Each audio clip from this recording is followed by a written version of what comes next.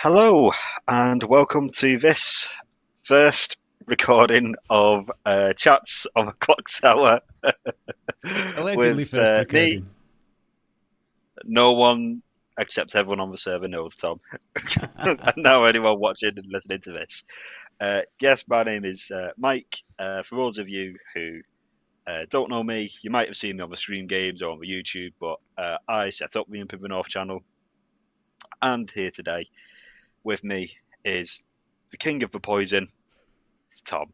Tom, Hello. how are you? I'm alright, not too bad. King of the Poison. That was Yeah. different last time. First time we recorded this. What do you mean last time? Yeah, in case it's not a little bit obvious by now, this is our second go at this. Um, we won't say what happened to the first one. No one knows. But Tom, you have something of a reputation on our server for being uh, a very effective poisoner, shall I we do. say? Yeah. How'd you get so good at that? It's because I think about stuff. I think that's the reason where it is. I think about what roles I've been told. Obviously on night one you just randomly pick anybody, right? But I think about stuff and I'm not afraid to poison my own team. And I think that's the reason why people sort of seem to think that I'm right good at being poisoner. When I'm not really. It's half of the time it's just guessing, right? But if I know there's, you know, I don't know, there's a monk bluff or a soldier bluff or something, for example, and I think that my demon's not gonna, not gonna sink a kill or something, I'll poison the demon just to make it look like they've sunk a no, not sunk a kill, but they've hit a poisoner or a monk's protected somebody or an innkeeper or something like that. Same with there was a game with this is Aaron was the goblin, right? Night one, there was a pit hag on the script, and there was a evil twin on the script. I poisoned the minion night one, just in case it was a evil twin, so that the evil twin ping wouldn't go out on night one, so that when it does go out on night two, it looks like a pit hag has created an evil twin. It's just stuff like that. I think about all sorts of random weird stuff, and that's how Yeah, I think about the game sometimes. yeah, yeah. And for those of you, in case you've not figured out, yes, this is a chat about the very silly and very beloved game, Blood on the Clock Tower, which you may well be picking up now. Just because you're on Tom's evil team, you are not safe from Tom. Nope, not at Uh, all. See, in said game as so, well, I spoke to the demon, and the demon gave me the bluffs, and I just told Aaron ran three randomly complete false bluffs. Because I'll do that as well. If I speak to the demon before you, I will give you wrong bluffs. To well, it nearly worked out because be in fair, the game in question, yeah, if in I the game remember in right, Aaron question, was the goblin, yeah, Aaron was the goblin, so just the it poisoned don't, one. yeah, it don't matter, right? Because at the end of the day, if Aaron's the goblin, um, Aaron doesn't matter whether Aaron gets into double claims or anything like that, because he could just claim Goblin and Evil Team win.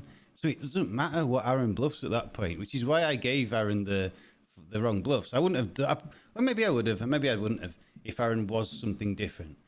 But it was knowing that Aaron was the Goblin. That was the reason at the time why I decided to give incorrect bluffs. So to give you all a bit of a background, um, Imp of the North is a channel I set up to start running a couple of games of Blood on the Clock Tower. Um, got into it following, well, largely cutting my teeth on what was Tom's server at the time, Tales from the Grimoire. Um, that went on a break over a Christmas period that led to me, or joined around the same time as me getting interested in starting to run games. So I thought, why not? Let's have a go. Um, Set it up for a couple of mates. A couple of them came. Managed to recruit a couple of other people off Facebook. Just about managed to game of trouble brewing. And now Imp of the North has grown from that into what I think is a really good server community.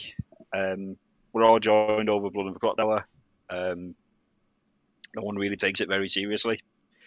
Um, At the end of it, No one it is does. just a game. Game. It's No, just a silly game that it's just a people play game. to have fun.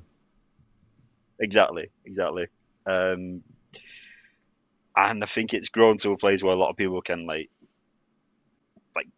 learn the game, cut their teeth on the game, learn to storytell. I don't know what type of thing, but maybe we can cover that It's a little bit. But it's grown to a place where we need to change the name of it, Mike. It's no longer Imp in the North, it's Imp on Earth. Because we have people from all over the world. we do, we do. Um, the name itself, uh, I think I mentioned this to a couple of people, but it's inspired from Game of Thrones. The server used to be called um, "Did You Get Blood on This Clock Tower?"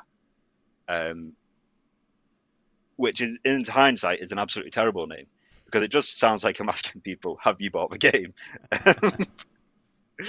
um, I remember when I was changing it on my algorithm on my phone, a short clip of Game of Thrones came up, and I know you've not seen it, Tom, so I'll not spoil it too much. You probably won't watch it because you probably heard what people have said. Um, I've but there's a tried. scene in it where, yeah, there's a scene in it where there's a bunch of characters who start supporting one character in particular, and they give him the nickname King of the North. Um, and for whatever reason, that was in my head, and then that just flipped to Imp of the North. So the shout at the start of our YouTube videos is based on a bunch of people shouting King of the North at someone. Now we're at Imp of the North. And I am, of course, based in the northwest of England, so I am a little bit biased to the location. Um, you should all just move up here. That solves the location problem. Just simply move up north.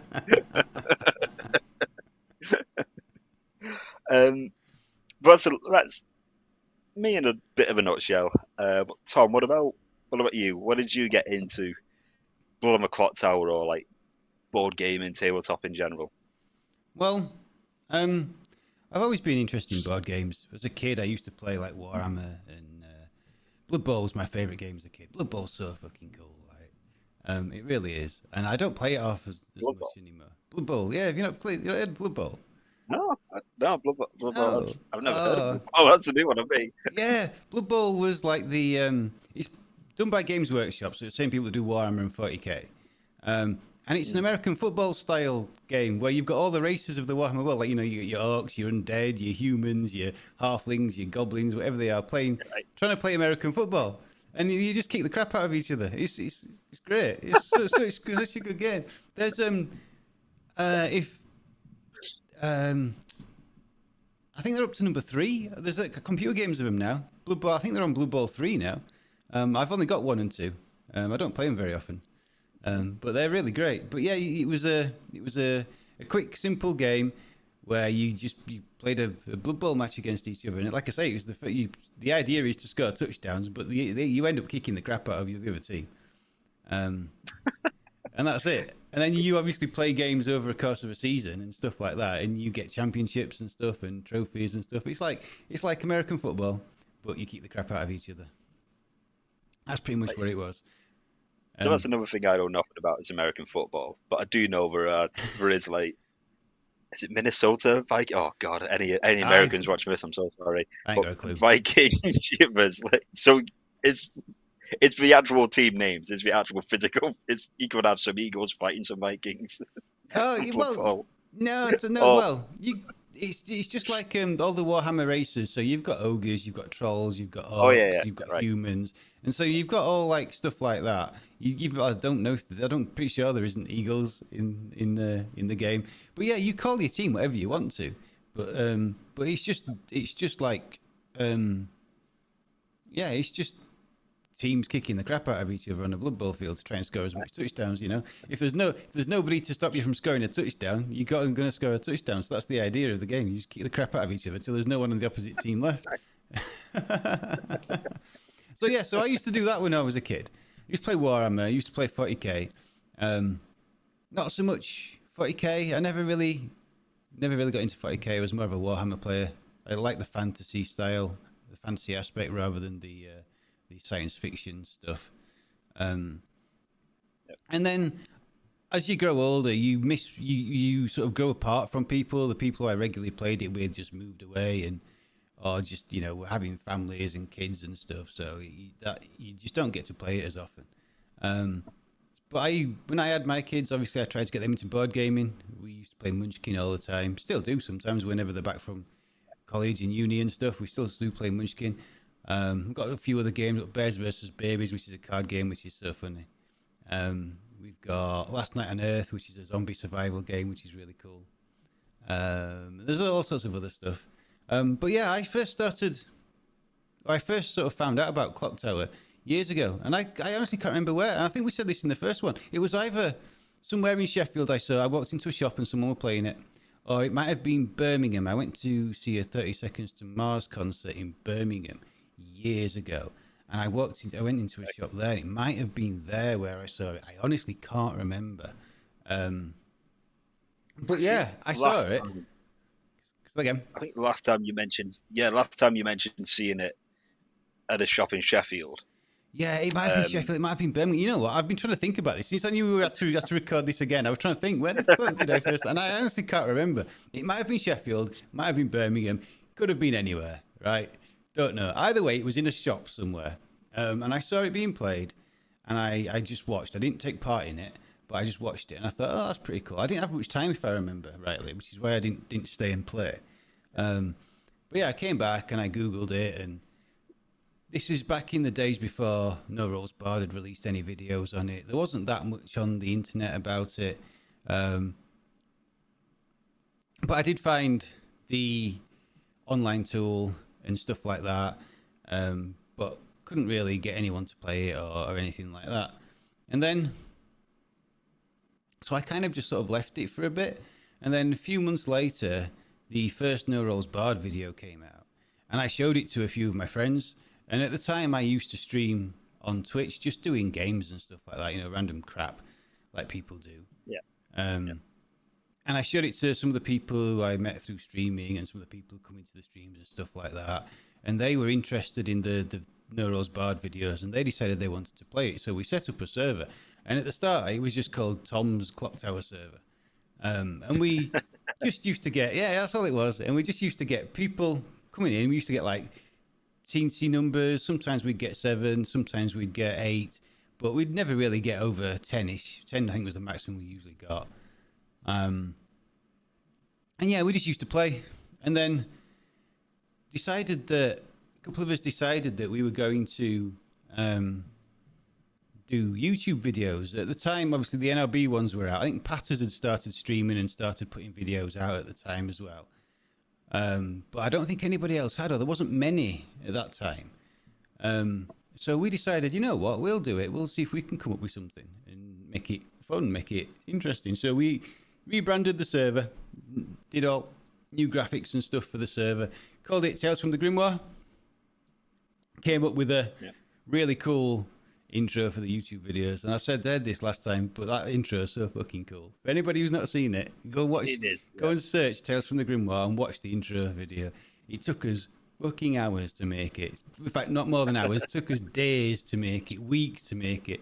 Each page of the book that opens is individually created and has got all sorts of pop culture references, from Lord of the Rings to Star Wars to Game of Thrones to pretty much everything. H.P. Lovecraft, all sorts of stuff in it.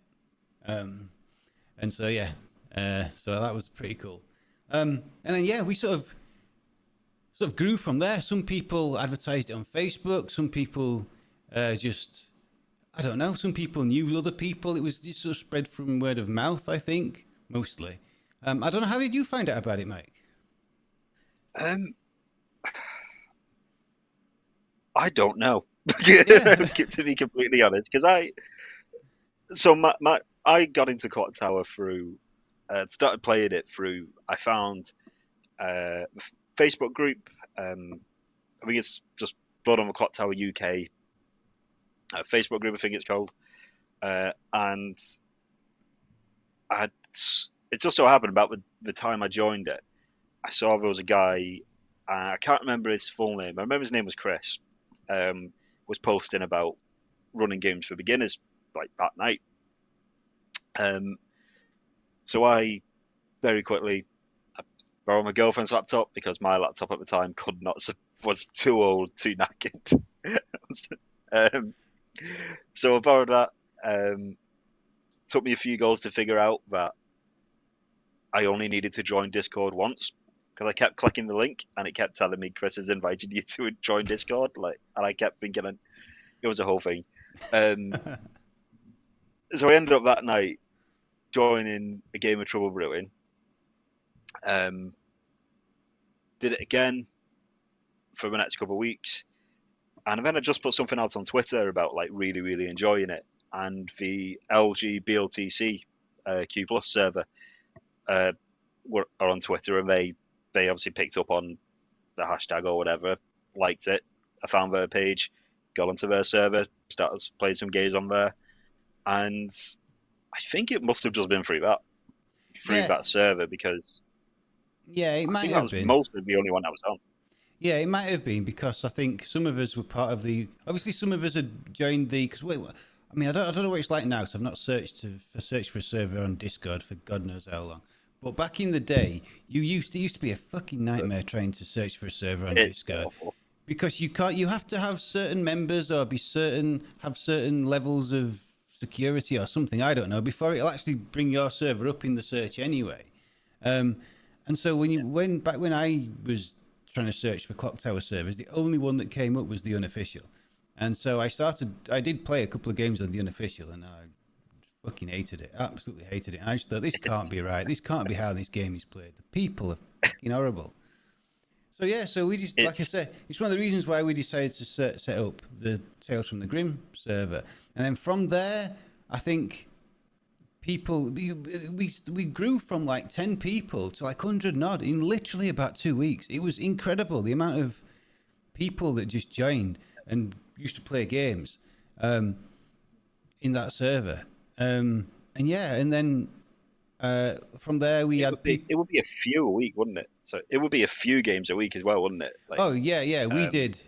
We like two or played three. Tuesday Oh, and Thursday, I think, was the regular games. But then people had just put random posts up. Oh, anybody want to play a game tonight? Anybody want to play against that? And guaranteed they'd at least get 10, 12 people playing, if not more sometimes. And then we used to record. I think we used to record the Tuesday and the Thursday games. yeah. And I think a couple of people used to stream them on Twitch, but nothing major on Twitch. It was mainly the recordings for the YouTube videos that was the big thing that we wanted to do. And yeah, and we sort of went from there and sort of like ended up, I think at one point we had over 300 members of the server. But then obviously all good things come to an end. And my computer exploded, like literally explosions, fire and everything. And yeah, and I literally couldn't afford to replace all the broken bits in my computer. So I literally was offline for 6 months pretty much. And during that time, the other admin people in the server, the other sort of admin, didn't run any games or anything like that. So it just all died. And it was at that time, obviously, you created Imp in the North, and then loads of other servers sprung up as well. So everybody sort of migrated off to whichever server they wanted to go to. And so even if I tried to start a game now, we might get enough people. I don't know. I've never even thought about it, to be honest. But the server's still there. If people want to join it, they can join it. Just nothing happens in it anymore. Every so often, whenever TPI do an update, it puts a message in there because one of the channels follows their updates, and that's about it. Nobody else does anything anymore. I get an update from your server about anything that TPI's done. And every time I think, I need to do that on Imp in the North. I will remember. And I never remember. So it's good that if you want the latest TPI updates, yeah. Tales from the Grim Wild, don't go to TPI, go to somewhere else. Yeah, don't go to them. What do they know about the game? Exactly, right? But because you were like starting like the YouTube side of things, and even still getting to grips with the game in a lot of senses. And there wasn't around that time wasn't really much Clock Tower content out there as far as streaming and YouTube. No, there wasn't. As far as streaming, NRB was just starting. Yeah, NRB was just starting. Patters streamed. TPI streamed, and I think that's about it. Obviously, there was no Blood on the Clocktower channel on Twitch either at that point. You had to put it in the board games category, which is, I think that's pretty cool. The fact that Twitch have actually added the Clocktower category, I think that's pretty cool. But yeah, so there was hardly anything back when we first started that we could find. There was literally TPI, Patters, and NRB, and I think that's about it. There wasn't much else, or nothing major, nothing big anyway, going on YouTube or on Twitch. And yeah, we used to, like I say, we used to get a few views every now and again. It wasn't nothing major. We never monetized the channel or anything like that. I'm pretty sure if we'd have carried on going up till today, I'm pretty sure we'd have been monetized by now. But yeah, we obviously, because the game stopped and the server died, it's just not bad. I think the last game on there is one of Tom R's story told, his Alice in Wonderland script, and it's just partway through play testing, that's all. Yeah, I think Tom and I used to do a lot. Yeah, Tom stuff. was one of our admins on Tales from the Grimworld. Yeah. And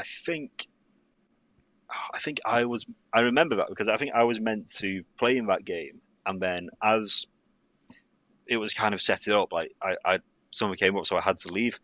But I remember Tom running a Marvel script, Disney character theme script, Harry Potter script.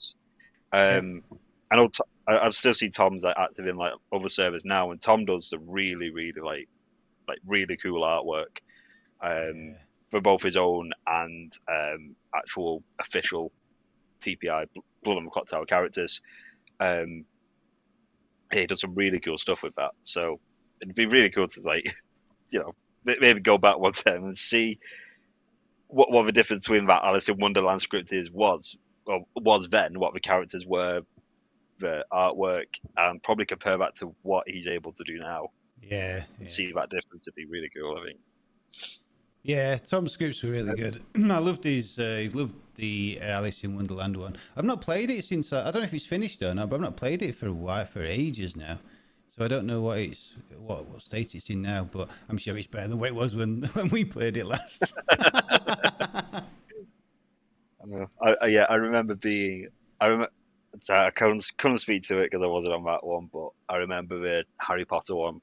And I remember I was a minion, and I was also one of Voldemort's Horcruxes. So, because the idea of the Voldemort demon on the Harry Potter script was, they chose, I think, a good player and an evil player to be the Horcruxes, in line with actual Voldemort.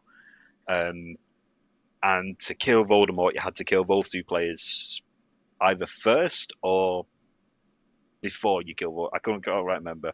Yeah, I can't remember it now. But it was something like that. It was a really cool really cool idea.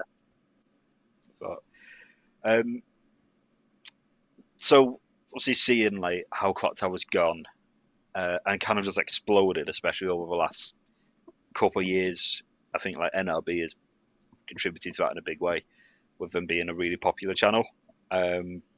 TPI kind of launching their own channel and Twitch, largely I think based off what Patters did. I think Ben Burns has even said that, to a degree of, like, he saw what Patters was doing and saw the potential to stream Clocktower and how well it could translate online.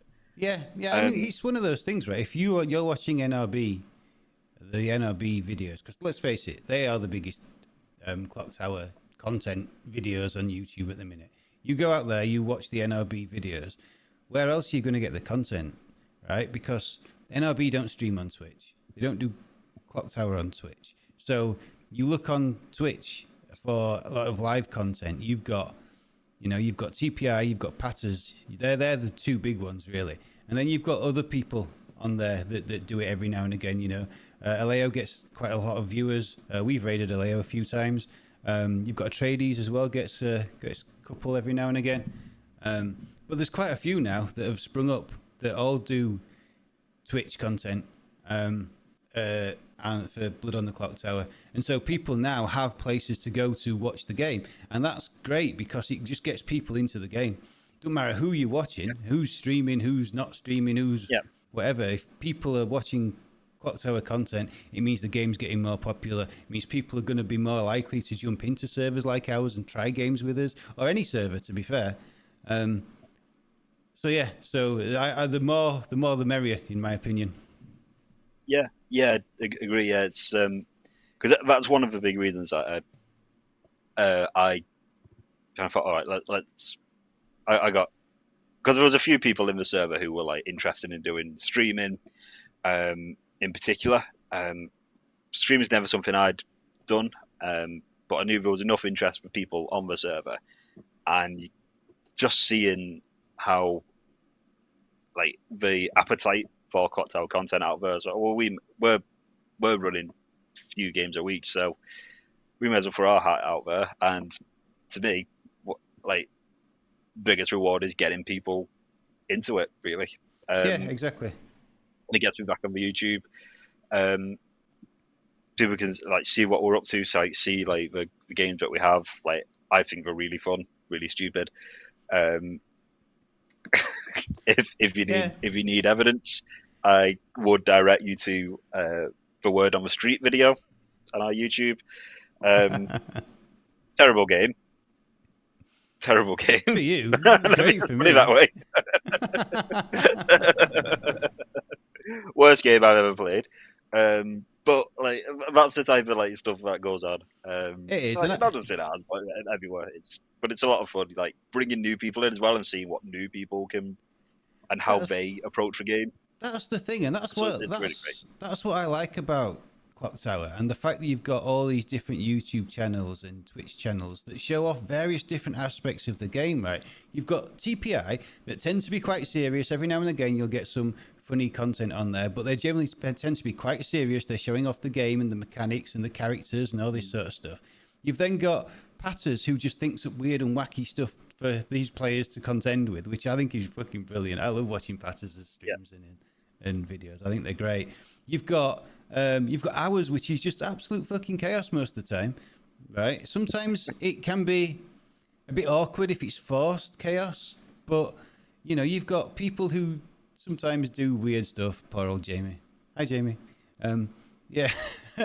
So, you know, and you've got stuff that, you know, whereas Hours sort of streams and games aren't that serious, they are fun to play in. If you have a big, what's the word? When you want to win all the time, what's the word, Mike? I can't think of the word. If you're like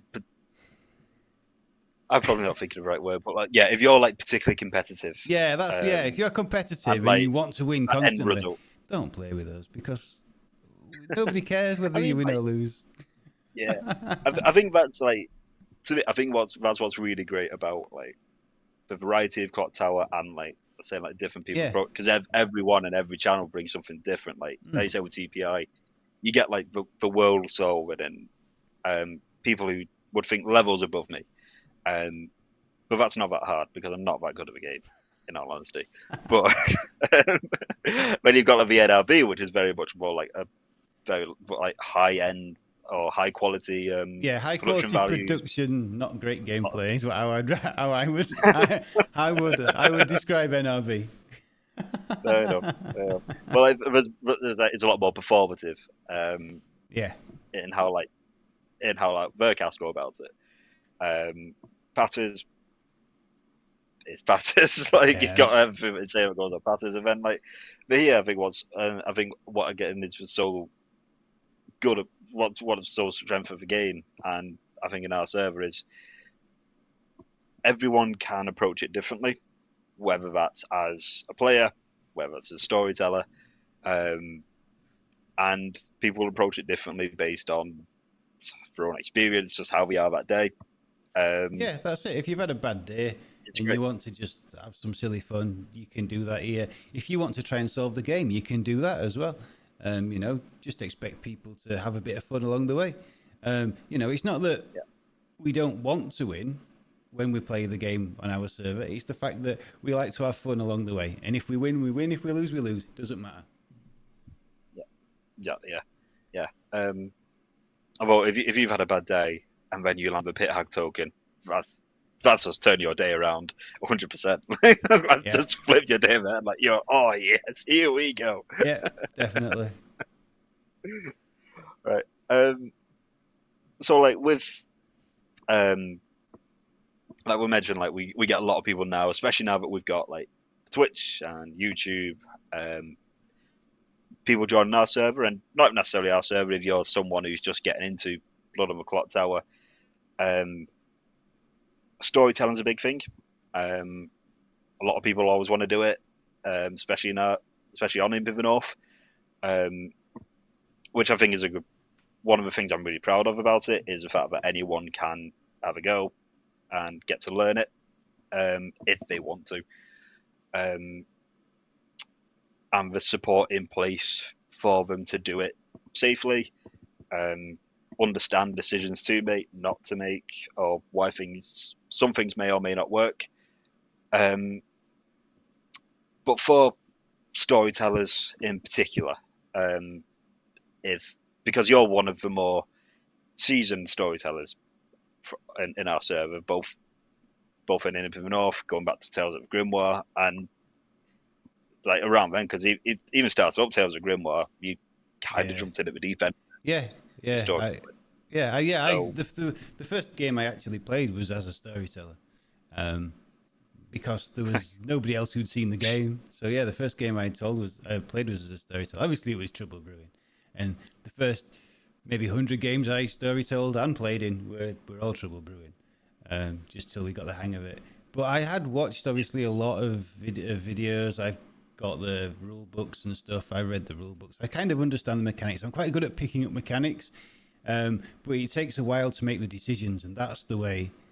That's the sort of interesting thing, trying to work out when is the best decision to, for example, save someone because of a pacifist. When is the best time to kill a tinker? That sort of stuff.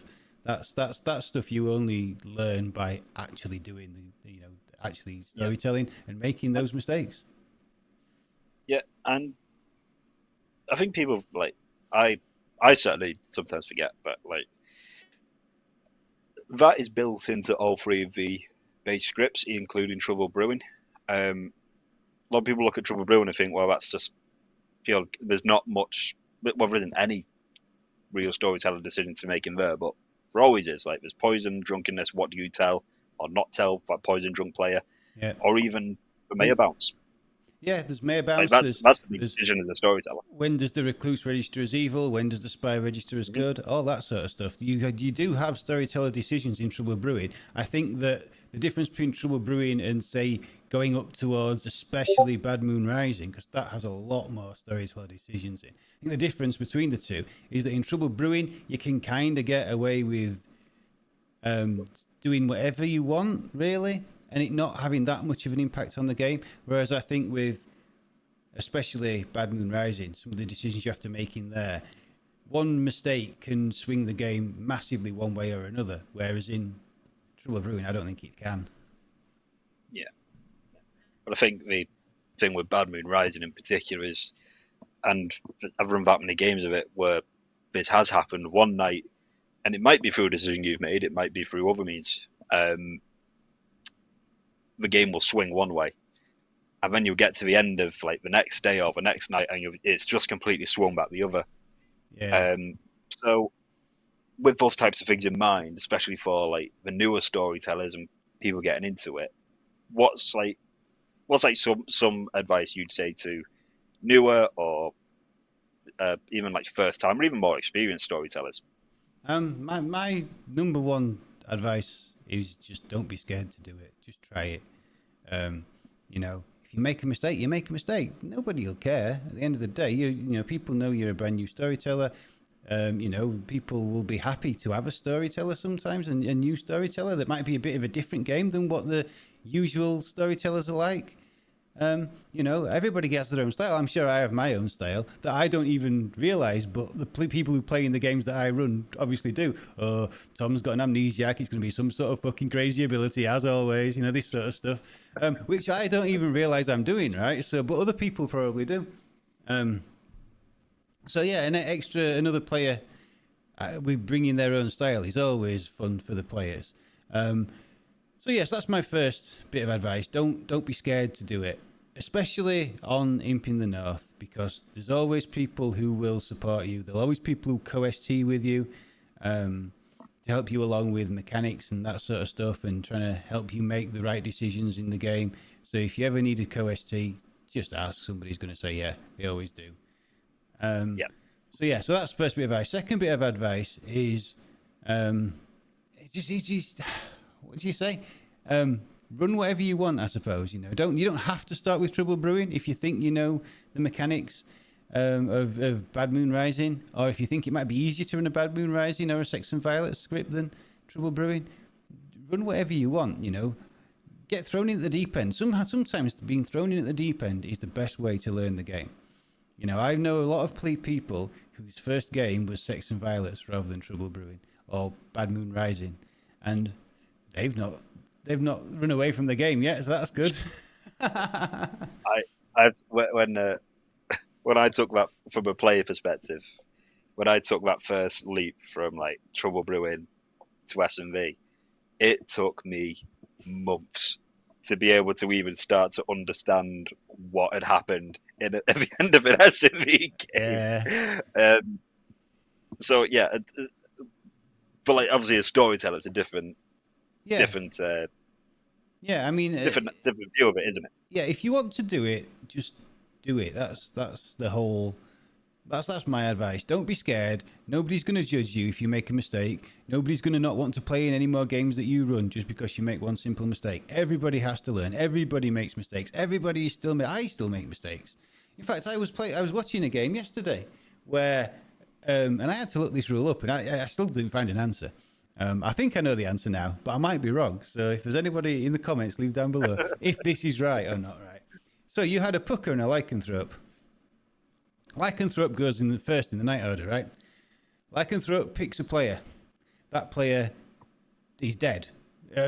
Say in this example it was an evil player, but let's just say it's a good player, just for the case of yes, the player's dead or not, right? So Lycanthrope picks a good player, player's dead. Pucker then goes, picks the Lycanthrope. Lycanthrope is now poisoned. Does the kill go through, yes or no?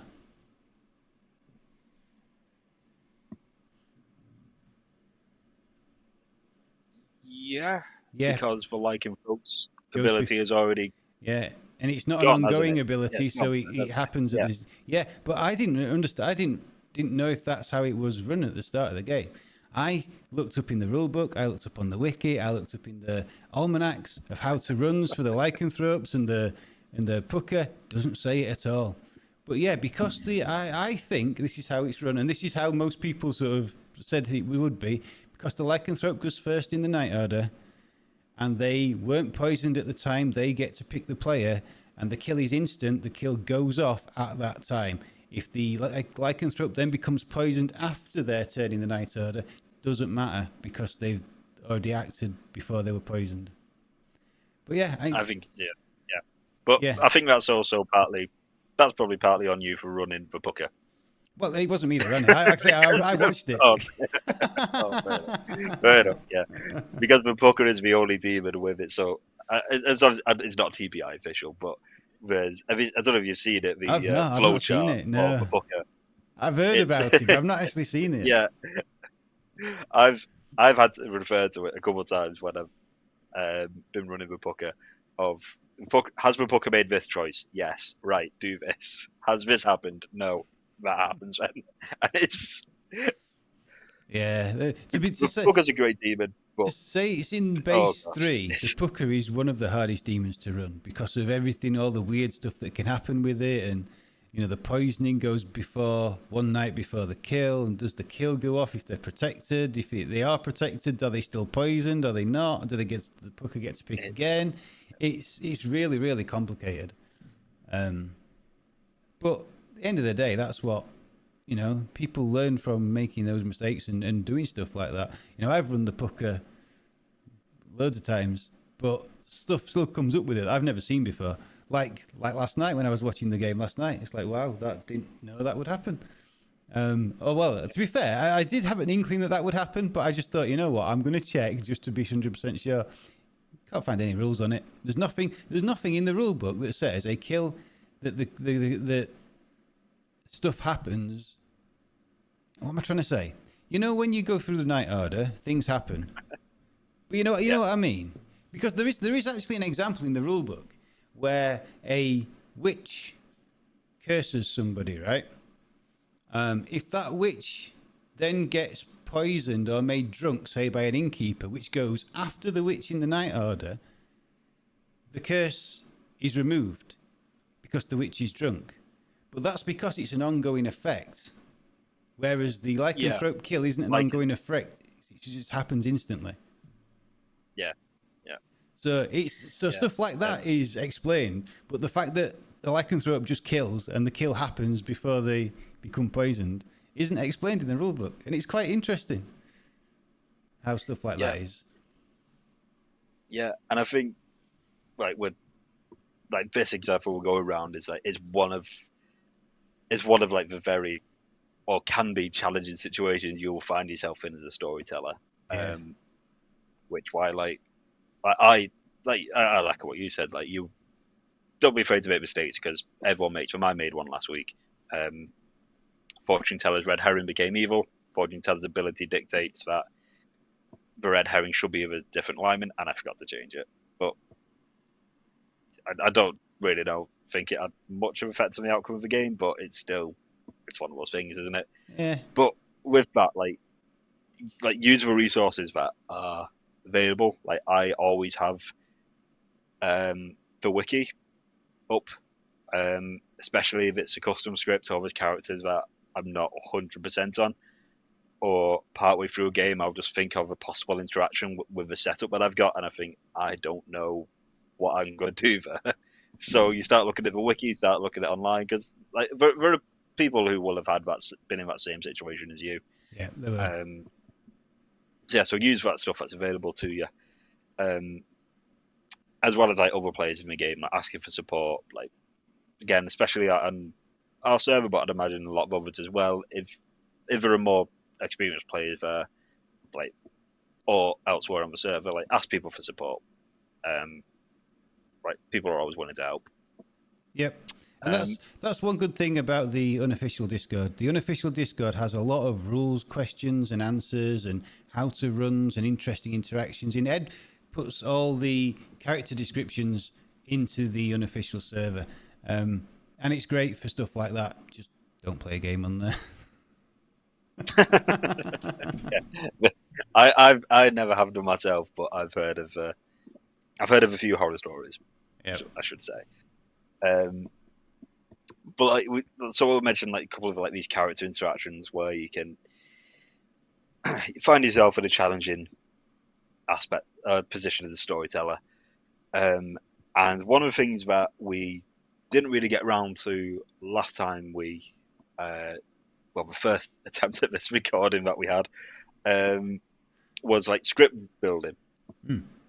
And pucker and lycanthrope that's going to be a really, really interesting interaction if you're putting those on the script together. So if you're building a script, what do you go for when you're building a script, or what type of things what thoughts go into it? What influences you when you're building a script? Well, the whole script building discussion could just be a podcast on its own. It could be a 5-hour podcast on its own, right? Because there's all sorts of stuff. But yeah, for me, when I first started playing this game, after I'd got used to Trouble Brewing and S&V and BMR and wanted to get into the more custom scripts and stuff, I just used to write hundreds of scripts. I used to randomly put any character on there. I used to give it a thought, think, oh, that character looks cool, I'll put that one on. Oh, that's cool, I'll put that one on. And the scripts used to be shite, absolute fucking shite. So I mean, it's not very often I'll actually sit down and write a script these days. I've got 2 or 3 that I've written, which I think are really good. which I still tend to play until I think they're finished, and revise them. And I think the only one that's finished, I think, is Believing Alan. I think that script is as good as it's going to get, and it's one of the. I love it. I think it's. I mean, obviously I'm biased because I wrote it, but I think it's such a good script. And for those of you that are in the server, you'll see that I have actually created a PDF for it, like a fancy version of it, which I've actually got printing. I've got it sent to the printers. It's been printed. Nice. I've got night orders. I've done the night orders. I've done the back of the sheets and everything. I've got a mate who's in print, works in print, so he's got me a deal on printing some of them, all on like glossy sheets and stuff like that. So I've got 5 copies of it coming out. So that's 100 scripts and 10 of the night orders, 2 for each set. So yeah, so once it's here, I'm going to keep one for myself. One's going to go to Sheffield where I play in person, and then I'm going to send one to Gecko off in so that they can play it down in Bristol. One's going to go potentially up to Finley or Maggie up in Scotland, so they can play up there, and then you can have one if you want for the Manchester games. I'll take one. So yeah. So that's it. I've got like 5 sets of the scripts and the night order sheets coming. So yeah. That's so cool.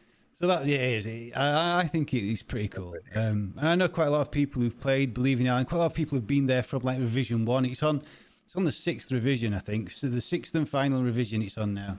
But people played it from the first revision. And sort of gave me feedback on it and what it wanted to do and stuff like that. In fact, you can I'll send you the PDF after.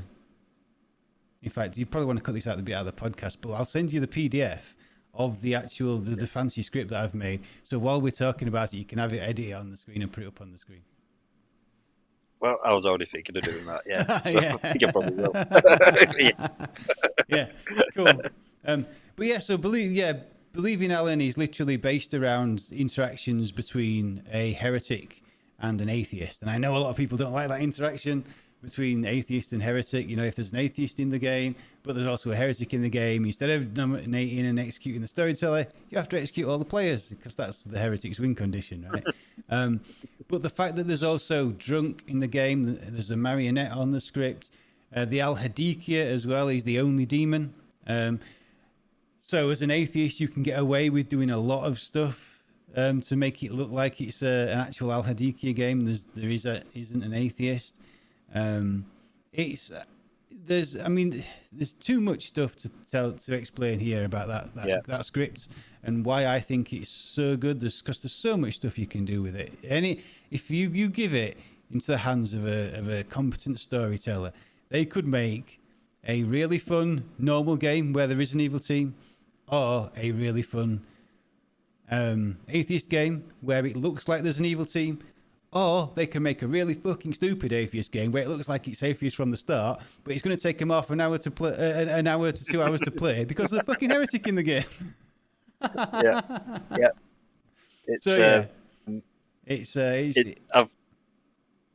I think I've been there for a couple of the playthroughs, and it's a lot of fun, but it's also a real it really messes with your mind because of how much there is on there and the threat of the atheist. It's not a beginner script. That's the one thing I will say. If you are a beginner and you are playing this script, just think. I mean, there's all sorts of weird interactions, right? Because there's Alchemist on there. Alchemist Mez, right? In an atheist game, you're the Alchemist Mez. Do you want to say the word? Because you could be the only evil player at the end of the day.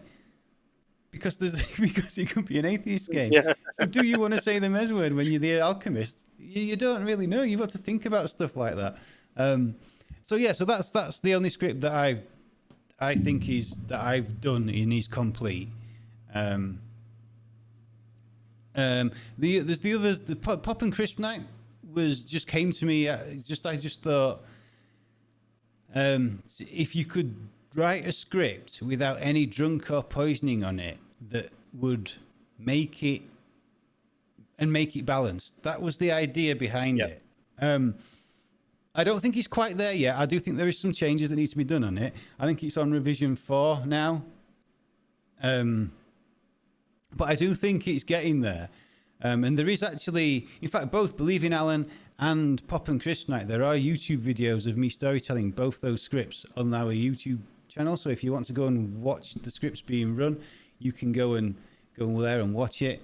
But yeah, so the Pop and Kryptonite, I think, still needs a bit of work in order to make it balanced. Because obviously, as an evil team, without any poisoning or drunkenness, how do you make it balanced, right? Because all the townsfolk's information is going to be correct, all their abilities are going to go off. So it is literally just a case of working out how much information you want to give town based on how many abilities that are powerful or not so powerful that are on the script.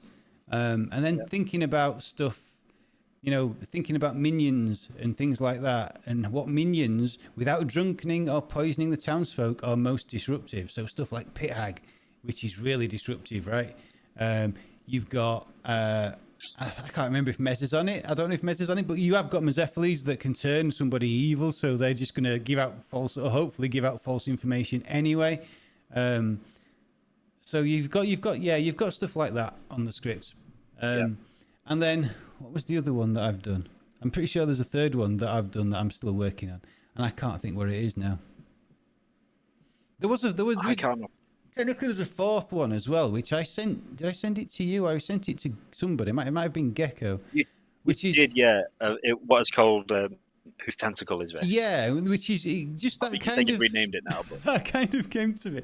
I think I've named it back to Whose Tentacle Is It anyway, or something like that.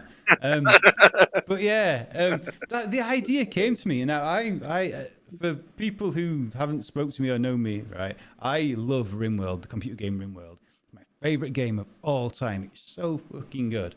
And there's a guy on YouTube that makes YouTube videos. And I was watching one of his videos, and he was doing some sort of weird experiments on his little people and giving them tentacles. And he was making a tentacle at a desk or something that he was going to sew onto his little men. And someone's moved his tentacle from the desk, and he's like, "Where's my tentacle?" or something like that. "Whose tentacle is this?" or something along those lines. And I just thought that would be a really cool idea for a script. It just popped into my head. And then I'm like, how do I make something like this work? So obviously you will start with the demons. It's all to do with tentacles. So you've got Leech, you've got Nodashi. Ideally, I'd have liked Little Monster on there, but I don't think at this moment in time, Little Monster is... The rules for Little Monster are clear enough to add it to a script that is going to, have work done on it and made to be a good script. I like Little Monster as a concept and as a theory, but I think we need more rules and stuff for Little Monster before anything else comes out for it. So I decided to not have Little Monster on there. So you've got then 2 demons. You've got your Nadashi, which poisons 2 people, and you've got your Leech, which poisons 1 person. So the idea, and you've got a script called Extension Card by Viva La Sam, the idea of the script is how far around the circle the poisoning from the Nodashi can spread, because there's only a Nodashi on that script. And the idea is how far around the circle can the poisoning spread. Whereas my idea was have a bit, in a way, opposite to Pop and Kryptonite. So you've got enough poisoning to not know where the tentacles are. They could be anywhere, or where the poisoning is. And that's the idea of it. There's quite a lot of poisoning on the script. There's also roles that sort of, how do I explain it? Doesn't matter if they're poisoned or not, or they do things like the Puzzle Master, where they are going to poison somebody, but if you can guess who it is who's the puzzle drunk, you just find the demon straight away. So there's roles like that on it. And when I sat down and I played about, this is literally the first revision. I've not done this hasn't been play tested yet. It's literally on the first revision of the script. When I sat down and did it in a 12-player game, sort of randomly gave out a few roles, it got to the point where on some versions of the game, depending on the characters, you had literally 1 person poisoned, and that was just a Leech host. or on, depending on the characters again, you had everybody poisoned, apart from the demon and the minions. It's all or nothing. So it's all or nothing. So it's again, it's going to be a script where the storyteller is going to have to work out how to balance it, I think, because if you just throw everything that poisons or drunk or makes people drunk, you're going to have, it's not going to be fair on good team. They're not going to get enough good information.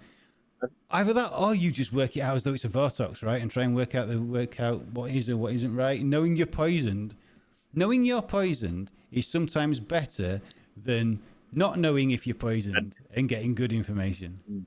So if people can work it out, I don't know. Like I say, it's never been play tested. I don't know if it's going to be any good. We'll just have to see when it does finally get around to being play tested. But yeah, that's the sort of. Go on. Sorry. That's like what sort of on that, like figuring out whether you're poisoned or not. That's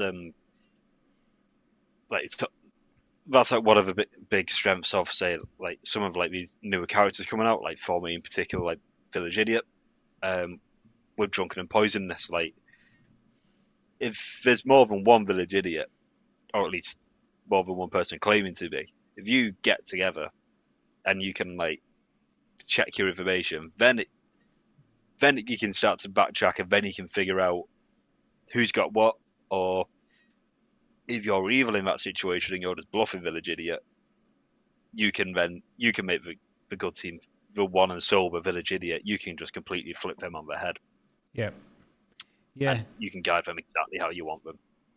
Yeah, I do think stuff like that is great. I mean, the Village Idiot's one of my favourite characters. I mean, I've not liked many of the new characters. There's a few that I do like, a few that I think are a bit meh, a few that are completely shite. I'm not going to the one. Because last time we recorded this, I remember I went on a rant or something, I remember, about that one character. Which I was still going to suggest. We'll still close with it. We'll put a pin in that for when we come to the end. Fair enough. Yeah, like, what you're saying there, like when you put some of the characters into like, I mean, you play testing scripts, aren't you, to check how they run, how's best to balance them. I think that's one of the things about script build is you can start with an idea or a concept, like, so say like the Pop and Kryptonite, no drunken, no poisoning, or you can think of like a particular theme, or you want to base around a particular character or whatever. It's putting characters in that which will meet that theme, or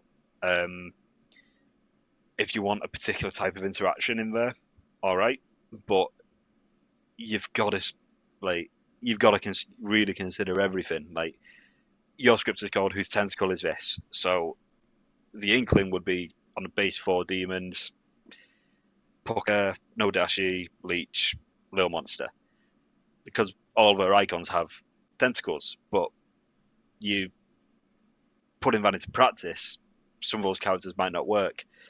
And that can be a real struggle when you're putting scripts together sometimes, of what actually does work. Like, for tonight, I'm going to be running for the second time a script I put together last week called Slippery Climb. It does include which is the character which is, at the time of this recording, the latest to be released for TPI, which is the Ogre, the new outsider. And one of the interactions I got really excited about, I think probably with a lot of people, is a cannibal ogre making a pick. Yeah. But then you've got to think, well, how does try and balance that? Because that is potentially 2 evil players off the bat. So what has the good team got to counter that? And then you don't want to be putting things like a Fangu or a Goon or a Mezephiles, things like that, because let's go back to that. Gets to a stage where it's unsolvable. Mike, because there's a fable that can just easily balance that. Do you think a Spirit of Ivory in an ogre cannibal game? Do you think a Spirit of Ivory is necessary if there's no way anybody else can turn? No, there's no bounty hunter, there's no cult leader, there's no Mezephiles, there's no goon. Do you still think a Spirit of Ivory is necessary? to stop the ogre and the cannibal turning evil? It maybe. Um, Possibly not in that one because it is such like it's of the games I've played so far, and from me running the ogre and having seen it, I've not seen the ogre yet turn evil.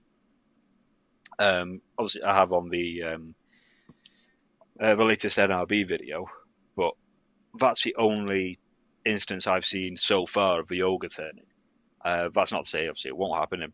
It probably will. It might well happen tonight. Or the cannibal. But that's I think the point I'm making is then like if you've got that potential for an interaction, yeah, you can have that, but that's then got to influence how you write the rest of the script. Because Yeah. originally, I think originally I'd put a cult leader on Slippery Climb, and then when I was just reviewing it and looking back, I thought that's too much because it can just become unwinnable for one team. Yeah.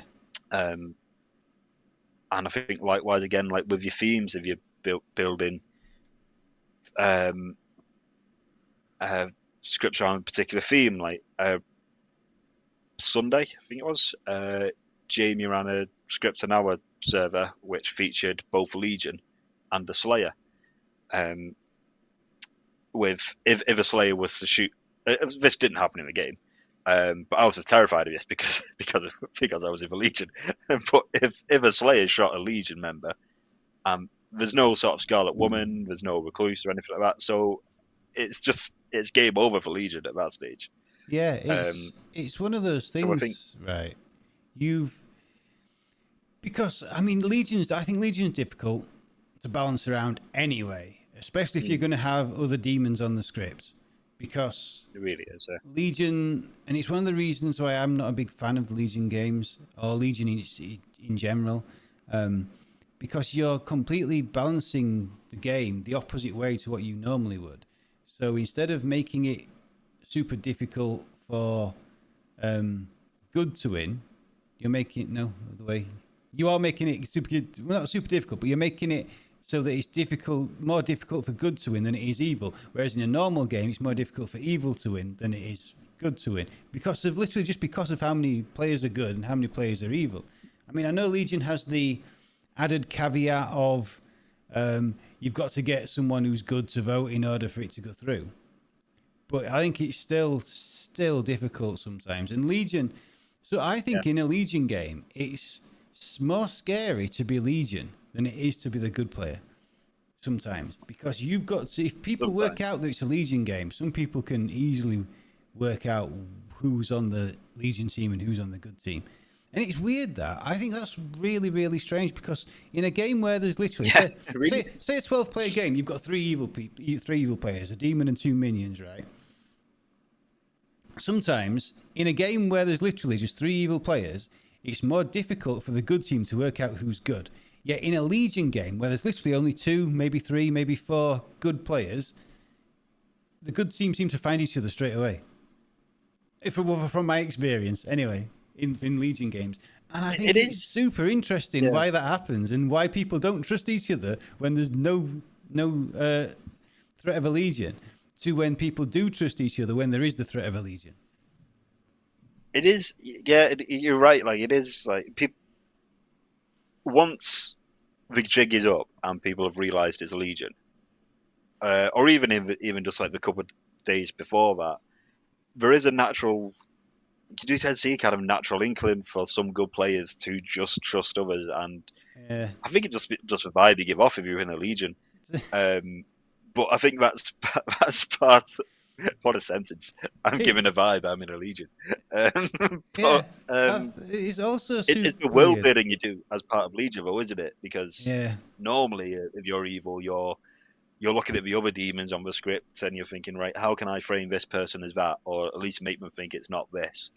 Well, I think sometimes, and I'm absolutely guilty of this when I'm in Legion.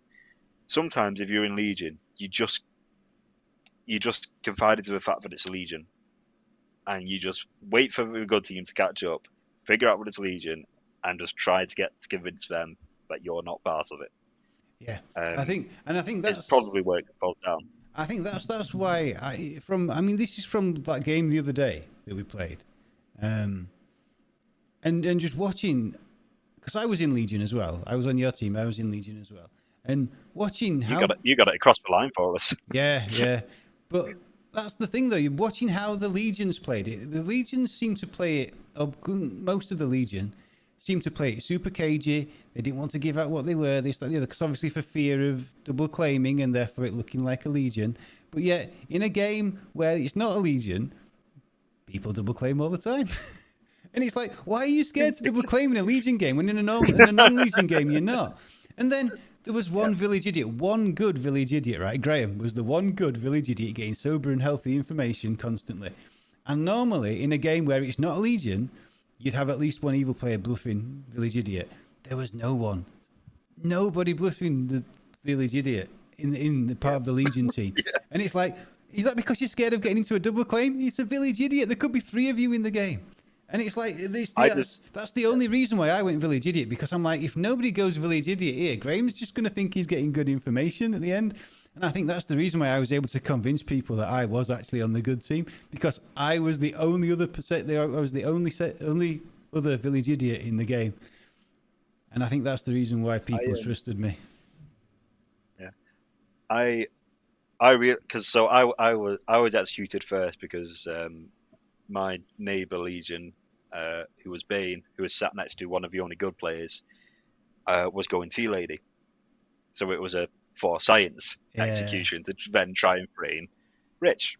Yeah. And at that stage, I'd already kind of committed to a Huntsman bluff because we knew there wasn't a damsel in play. Yeah.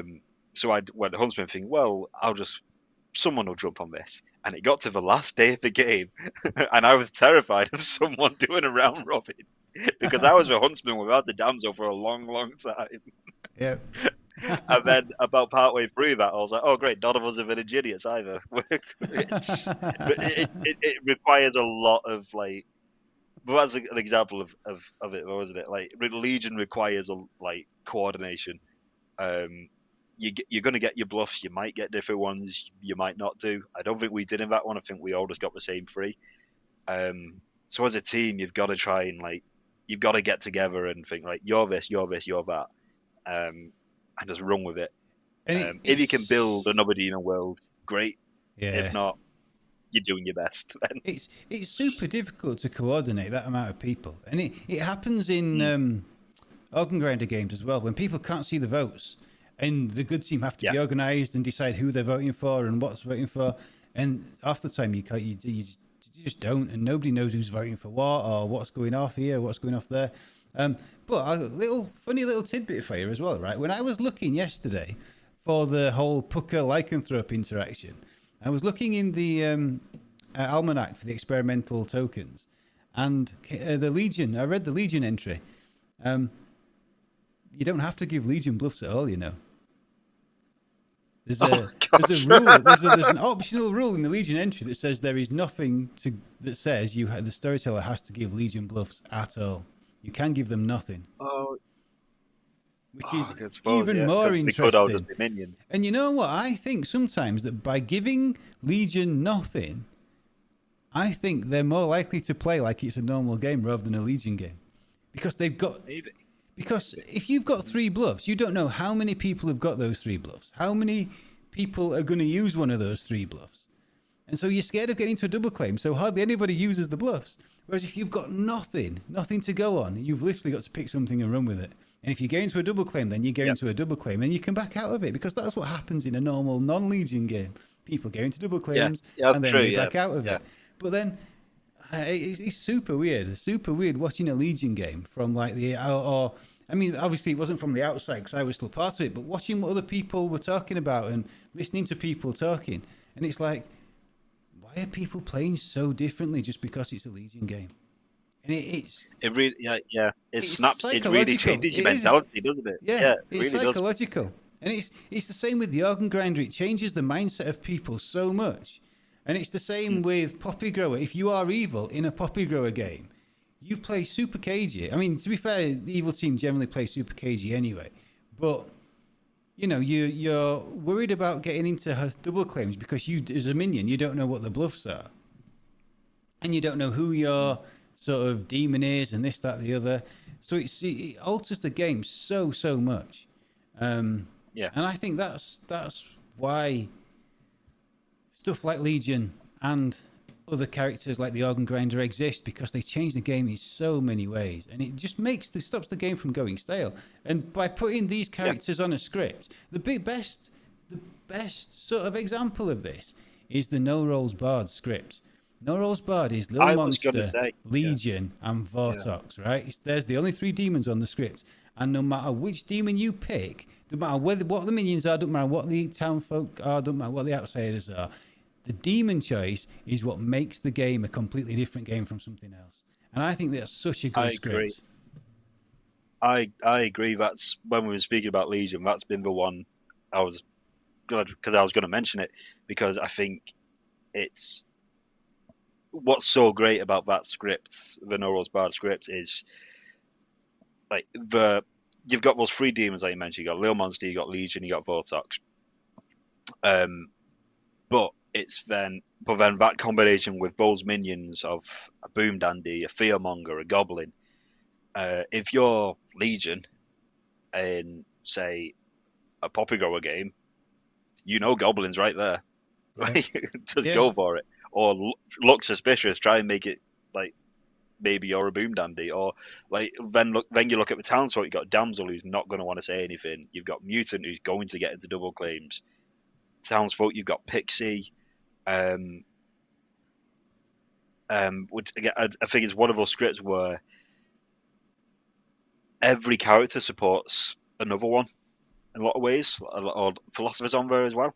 So Yeah. like you could just claim to be philosopher this, that, or the other, or the original. I mean, but, oh well, my information is bad, not because I'm evil and making it up, but because you're the philosopher and have made me drunk. Yeah. Um, so really, really good one. I think um, it supports the demons in there. It supports the minions in there because you've got the Vortox, which with the Boom Dandy and a Fearmonger all around nominations, well, and a Goblin as well. It's it's a really vicious script, particularly around nominations. But I think the evil team in particular supports each other so well in that. And then you've got like the good characters in there as well, which are also, regardless of evil, have got bluffs or not. The great for them to fall back on. Yeah. Yeah. And it is one of the best scripts I've played, purely because of no matter the game is so different depending on the demon you pick. If it's a little monster game, it's completely different to a Vortex game, which is completely different to a Legion game, and it's so good. You've got pretty much three scripts in that one script. It's Really such a have, good yeah, script, and it doesn't matter what the minions are, what the demons are, what the townsfolk are. The demon choice is what makes that script, because the three yeah, different demons on it make the game completely different. yeah. And I think like that's showing like really, really intelligent script design. Um, and I think um, the videos that are on the NRB channel of one Ben Burns talking about what goes into a good script design. Obviously, that was for the competition they were running at the time. But then when they break down why the No Rules Barred script in particular won that competition, it it really like it gets, well, for me as a someone who writes scripts and storytelling and thinking of things I want to run, it gets the juices flowing. Like you start thinking, oh yeah, this would work for this. Like a pixie is great for this reason.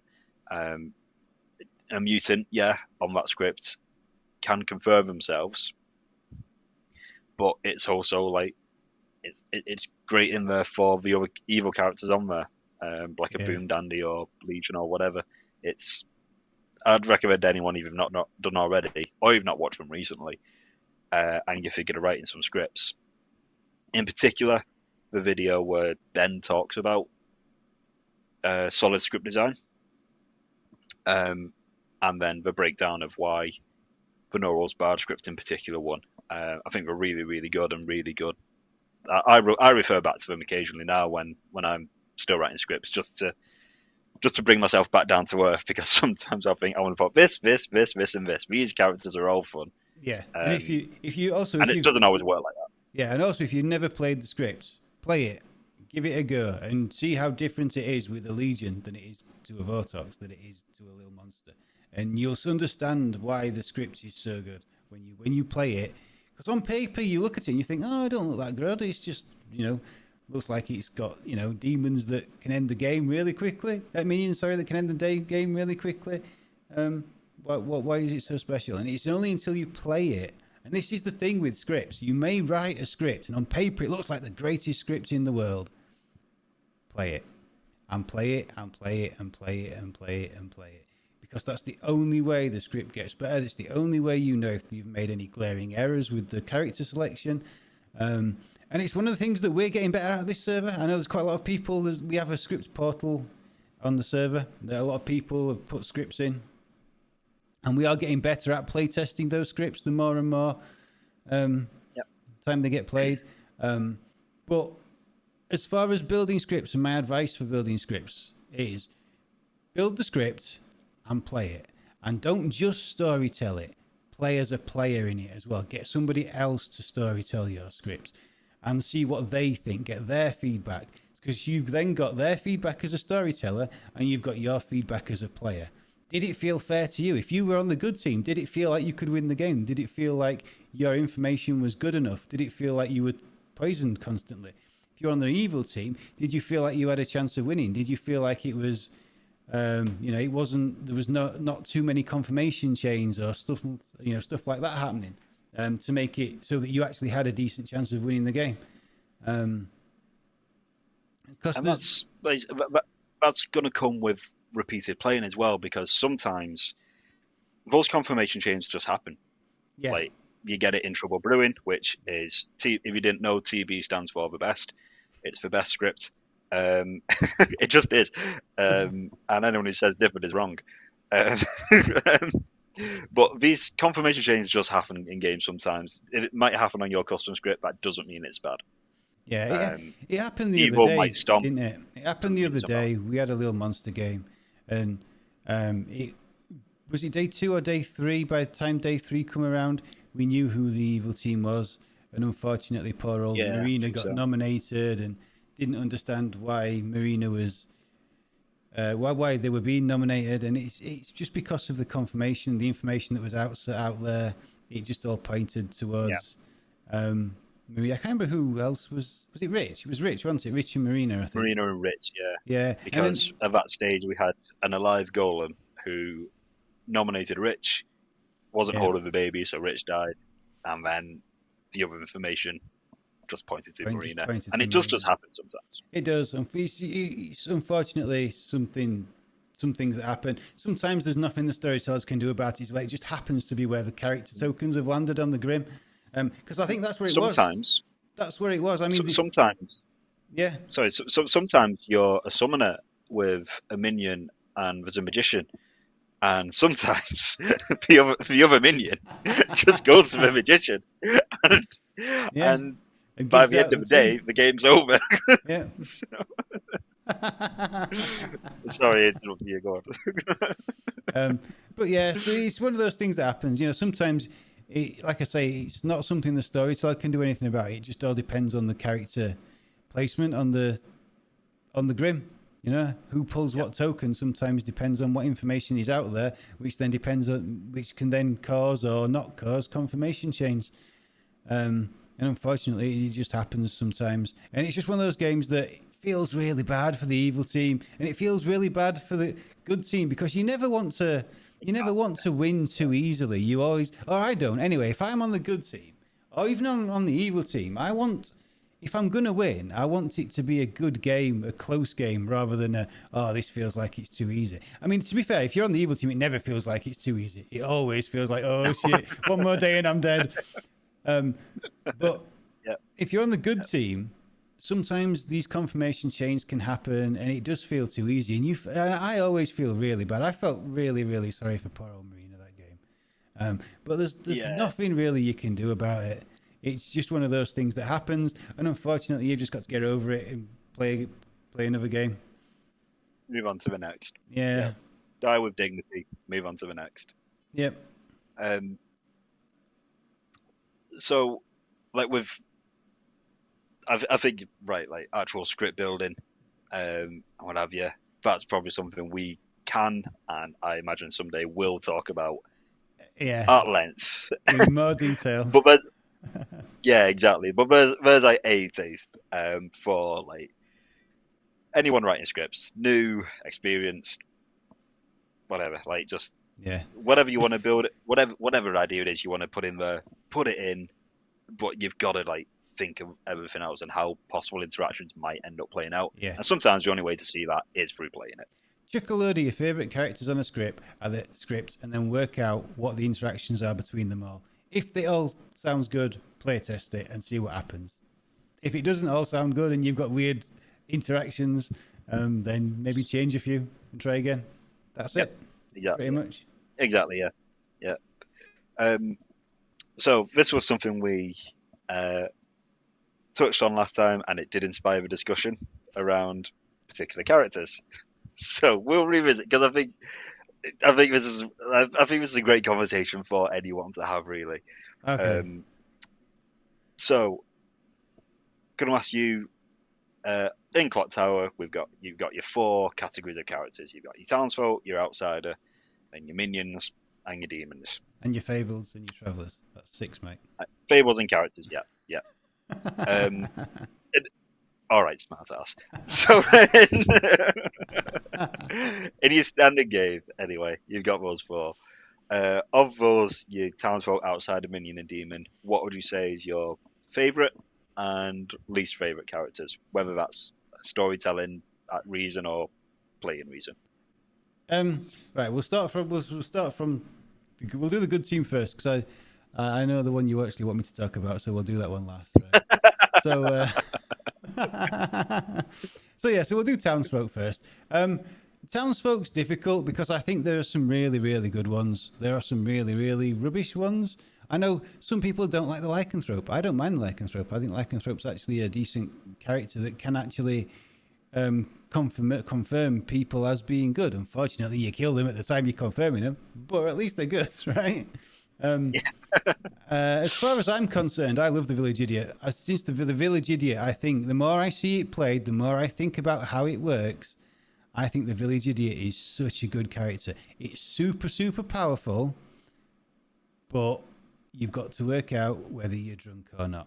I think the idea of having 3 as well is interesting because having 1 is powerful, having 3 is powerful, having 2 is interesting because you've got to try and work out which one's drunk, which one's evil. And if you throw it on a script where there's other poisoning, other drunkenness, or there's a vortex, it kind of really messes the information up. And you've got to work really hard to try and work out whose information's true, whose information's false. And I think it's I think the Village Idiot is more and more becoming my favourite townsfolk. It is really good. I think what's so good about it as well is like obviously you mentioned like it's really strong info and like but it's a puzzle in itself. Like are there any more out there, and if there are, am I drunk? Yeah. And like cross referencing your information with other Village Idiots to track. Yeah. Does that sound drunk? And that thing, but because it's got the potential of that drunkenness and there can be up to 3. Whether you give it as a bluff as a storyteller or not, or whether there's one in play or not, it is a built-in, almost guaranteed safe bluff for the evil team. Yeah, and that's why it's so good because poison the wellspring from you off. Not just have you got to work out whether you're drunk or whether the other person's the drunk. You've got to work out whether the other person's evil. You've got to work out whether the other person's just a damsel pretending to be a fucking village idiot, right? Or something along those lines. Exactly, yeah. You've got everybody's going to be bluffing as a village idiot, so you've got to work out who you trust is the village idiot before you work out whether your information is drunk or their information is drunk. Before you work out whether I'm poisoned or if it's a vortex game. So for me, the village idiot is my favourite character because I think it's really well designed, and I think there's so many layers to it. Yeah, definitely agree. I think of like you said, of like some of the more recently released characters, I think it's one of the strongest. Um, so what about outsiders then? Outsiders. Moving on to like favorite outsiders. There's a few outsiders that I really like. Um, I really like the politician because I think, especially in atheist games, you can do a lot with the politician. You can go to them and make deals with them, and that's that. The other, the politician also can, in a non-atheist game, can basically just do what they want, right? Because if at the end of the day it's their fault they lose, the evil team win, or the good team lose, fuck it, right? I'm going to win anyway. At that point, it don't really make a difference. So the politician's really good. Um, what else is there outsider wise? The Plague Doctor's interesting. I'm not a fan of giving a storyteller an ability unless the storyteller has really screwed up and needs some way of balancing the game out. I'd much rather give an evil character a secondary ability because I think it's something that helps them more than a storyteller balancing the game by using an evil minion ability. So, in fact, I've got a script. Called Super Minion. Isn't going back to script building now? I've got a script called Super Minion where all the minions, there's a minions and Plague Doctor. So all the minions, if a Plague Doctor is killed, it will give another minion an extra ability. And there's some other stuff on there. You know what? I've completely forgot about that until we started talking about the Plague Doctor. But there's some other stuff on there that makes the minions super fucking powerful, and I can't remember what else is on there now. Nice. Nice. So yeah, Plague Doctor's an interesting one, but I think one way of using it is much more powerful than using it as another way. What other outsiders is there? I can't think off the top of my head. Outsider is not something that I generally like to be. I don't think. I think outsiders are different because as a storyteller, I love a barber. I think barbers are so good, and as an evil player, especially a demon, barbers are really good. Right, yeah. As an evil player, you want to barber in the game because being able to swap if you're some the players, demon, yeah. If you're the demon and you see there's a barber on the script, you're going to hell for leather trying to find that thing. Yeah, it's so good. But obviously, as a good player, you don't really want to be the barber, so it's not really a favourite of an outsider to be. One of the better outsiders to be is the Golem, but the Golem has a really cool ability. Sometimes I think it's too powerful, though. I think being able to confirm whether a person is or isn't the demon is without any sort of question marks, apart from drunkenness or poisoning. I think he's too powerful. I mean, technically that's what the fortune teller does, right? But the fortune teller has to pick two players, plus there's the chance of a red herring, so you're never 100% sure which one it is. Whereas a golem can easily just say, I nominate X player, and X player dies, therefore you know, or doesn't die, should I say, therefore you know they're the demon. That's it. End of story. What's the demon going to say at that point? Oh, you're poisoned. Are people going to believe that? No, they're not. They're going to vote for you to die, just in case you're not poisoned. So I think it's while it's really cool to be the golem, I do actually think the ability might be too powerful. I think it's kind of like the virgin character. Like, if you just say you're a virgin and someone's nominated you, people believe you when you say you're a virgin. Yeah. And if you just say you're the golem and you nominate someone and they don't die, people are going to believe you. I've seen like a really interesting conversation around the golem because people think, well, it's kind of an outsider because once it's nominated, one, it's potentially killing a good player, and then two, it's just you don't want to golem in final three because it can't do anything. But what some people I've seen the conversation have around the golem is you essentially treat them as if they are dead. Yeah. So if you're on 5 alive, you're on 4 alive. You act as if you're on 4 alive. Yeah. Which is one way of doing it. Another way, like again, part of the outsider effect of the golem is like, do you then just waste an execution on the golem, knowing they're not the demon? But I think that also makes it a really, really strong bluff. If you nominate someone and they don't die, talent executes them, people might then come back to you. But generally, I think people are more forgiving with an outsider bluff as well. So if you bluff it, you might get far. I think the problem with it being bluffed is the fact that it literally has the one nomination.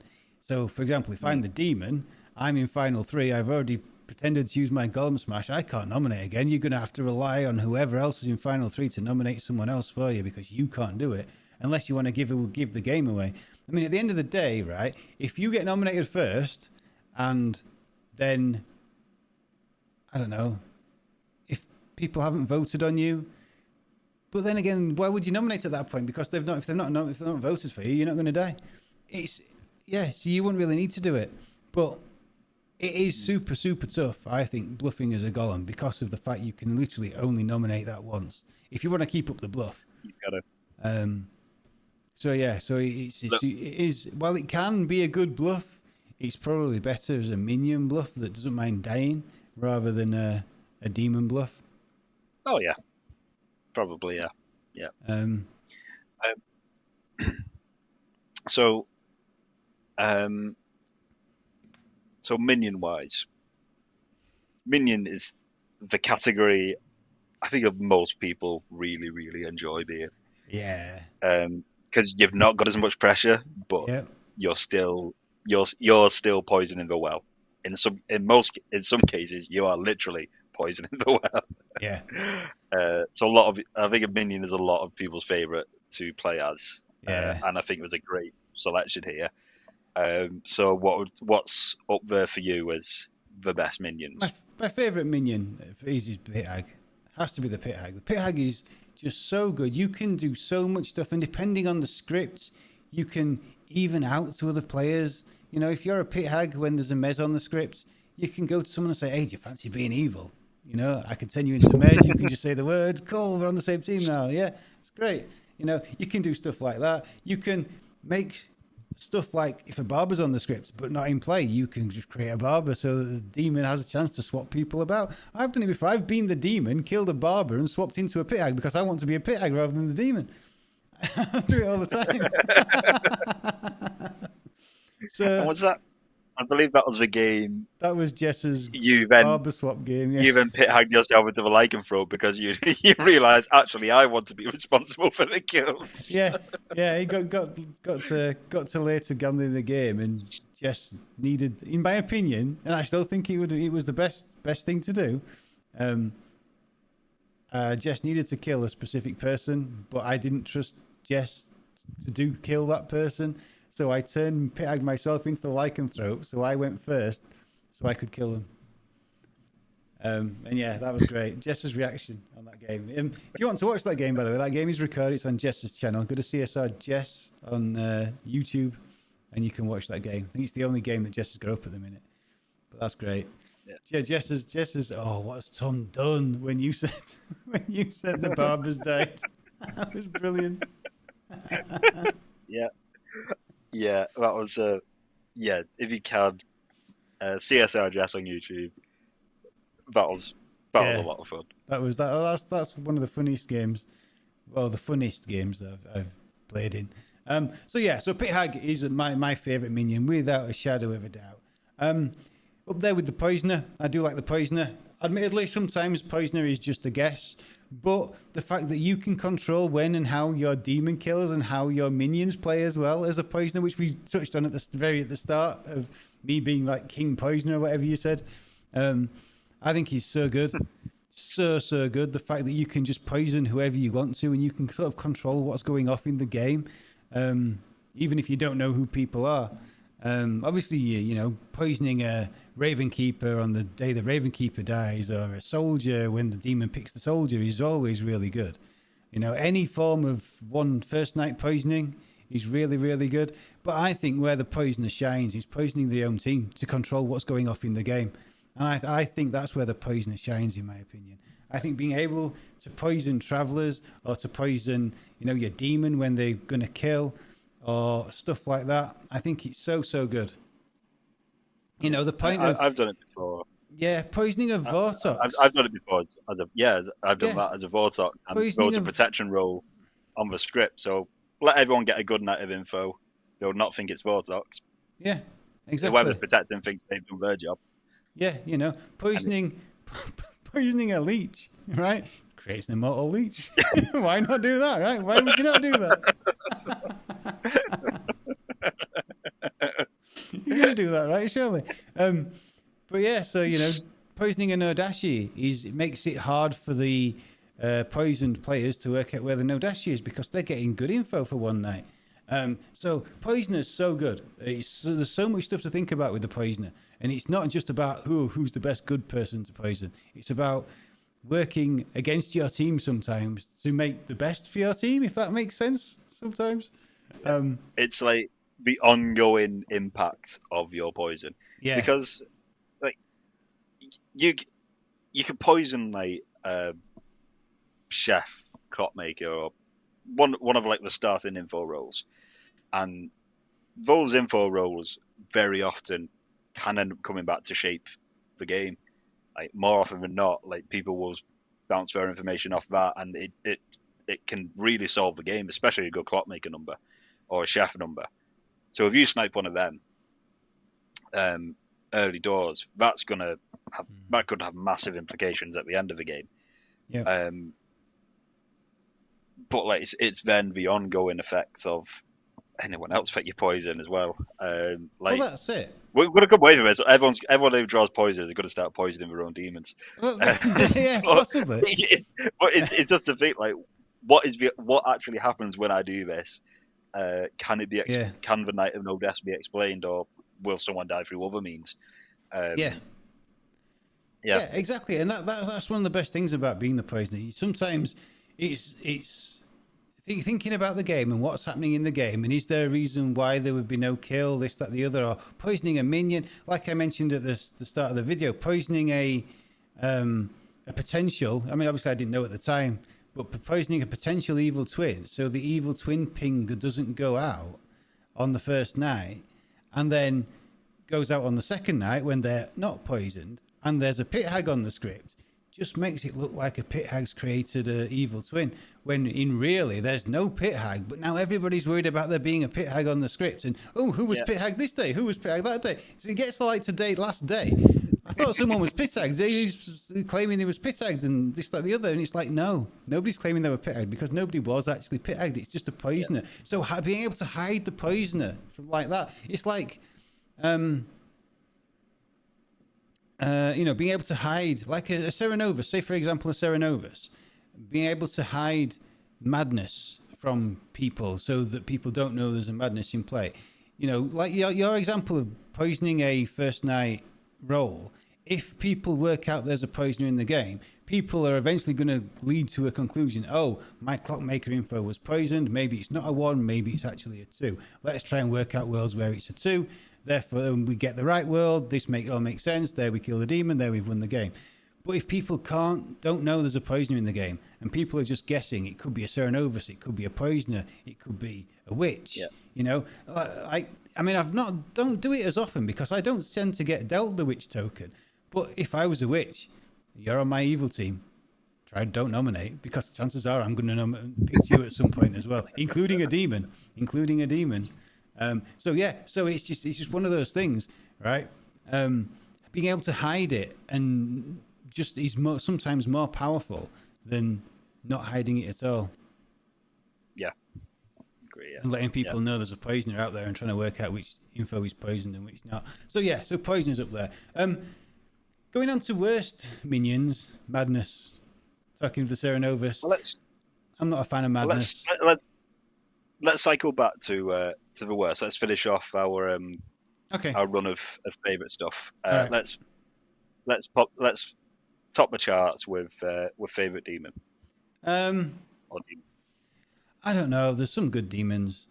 I do like the Pucker. I do like the Alhadikia. I do like the Poe. I even like the Imp. The Imp is so simple but so good. That ability to be able to kill yourself and pass it on to a minion when you think you're getting people knowing it's you, knowing it's not you.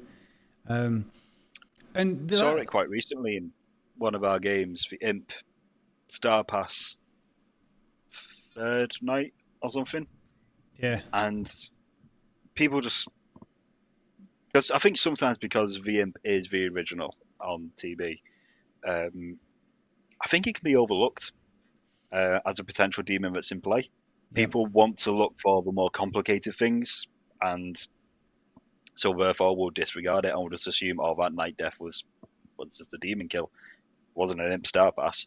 And then it came to the end, and when the imp was revealed, like half the players were really really surprised because we just didn't expect it to be an imp. Yeah, yeah, and the imp is really really good. And it's going back to the whole storyteller discussion we had earlier. It's one of the decisions you might have to make in Trouble Brewing. If the imp star passes and there's no Scarlet Woman, who do you make the demon at that point?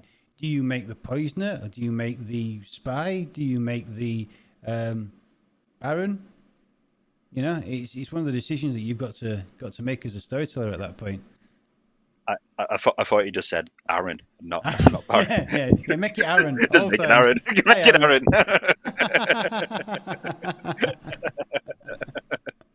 Yeah, right. Yeah, well, that's like you've got to like read the room as a storyteller at that stage and think, well, who socially where are people looking? Where is information pointing to?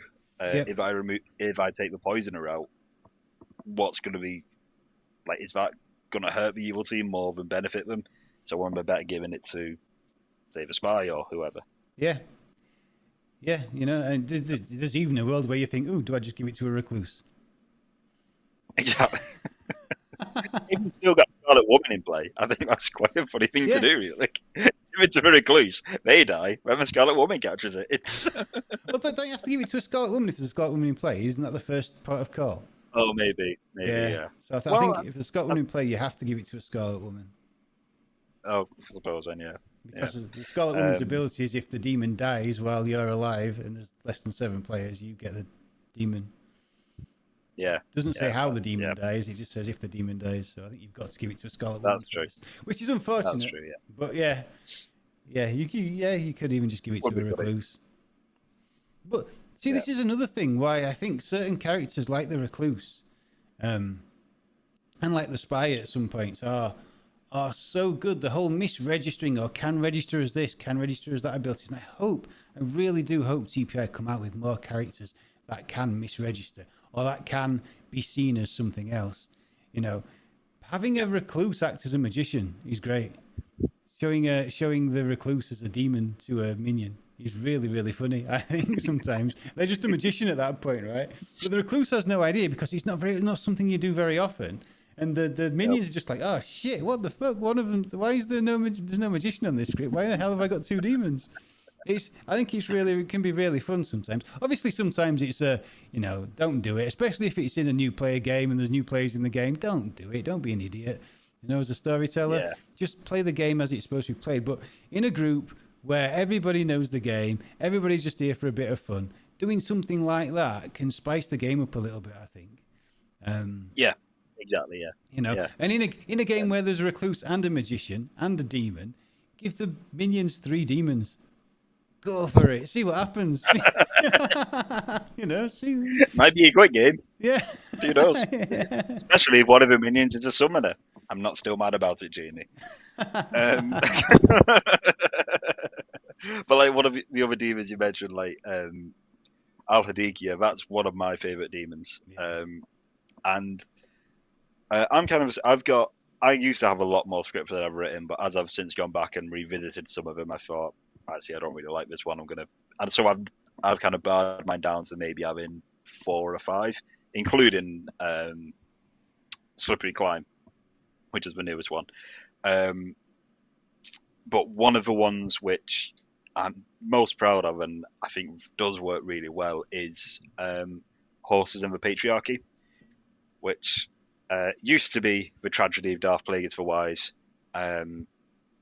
I really like it. It is an Al-Hadikia only script, but I'd kind of just packed it with characters who really want to die, really don't want to die, or who can't die in some instances. I really like it. It gives a lot of fun. Yeah, I remember playing that script. I'm pretty sure it was that script. I think so. And it might have been the first time. And that game lasted for longer than a BMR game because there was a Scarlet Woman and Yeah, and me as the Al-Hadikia, and I can't remember who the Scarlet Woman was, but we just kept passing the demon between each other. We just kept rezzing each it was other and then you killing each other and then rezzing each other and then killing each other. It was great. it was Kedzen. Kenson, that's right. Yeah, yeah, Kedzen was the Scarlet Woman. yeah, Um, who I remember, like we were finally getting to like we were on like day 8. But we were that night we were finally getting to like right. If Kedzen just picks a minion, or it was basically in a position where he could pick 3 players and potentially just win the game. And he went, no, the funny thing is to pick Tom. yeah, And so the game lasted like another day or two. So yeah, yeah, yeah, but it changes like because you're kind of in control of the demon of who's living and dying, but you're also really not. It's like a social experiment.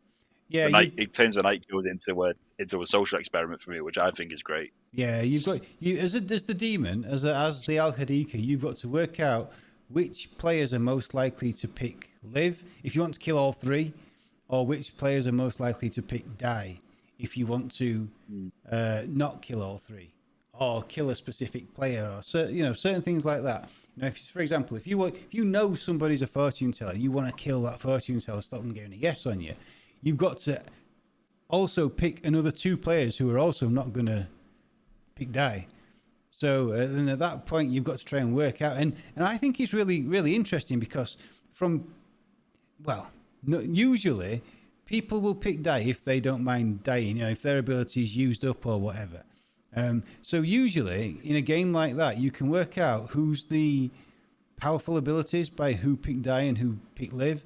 So you can try and work out who you need to kill and who you don't need to kill. But I think sometimes it all depends on the person.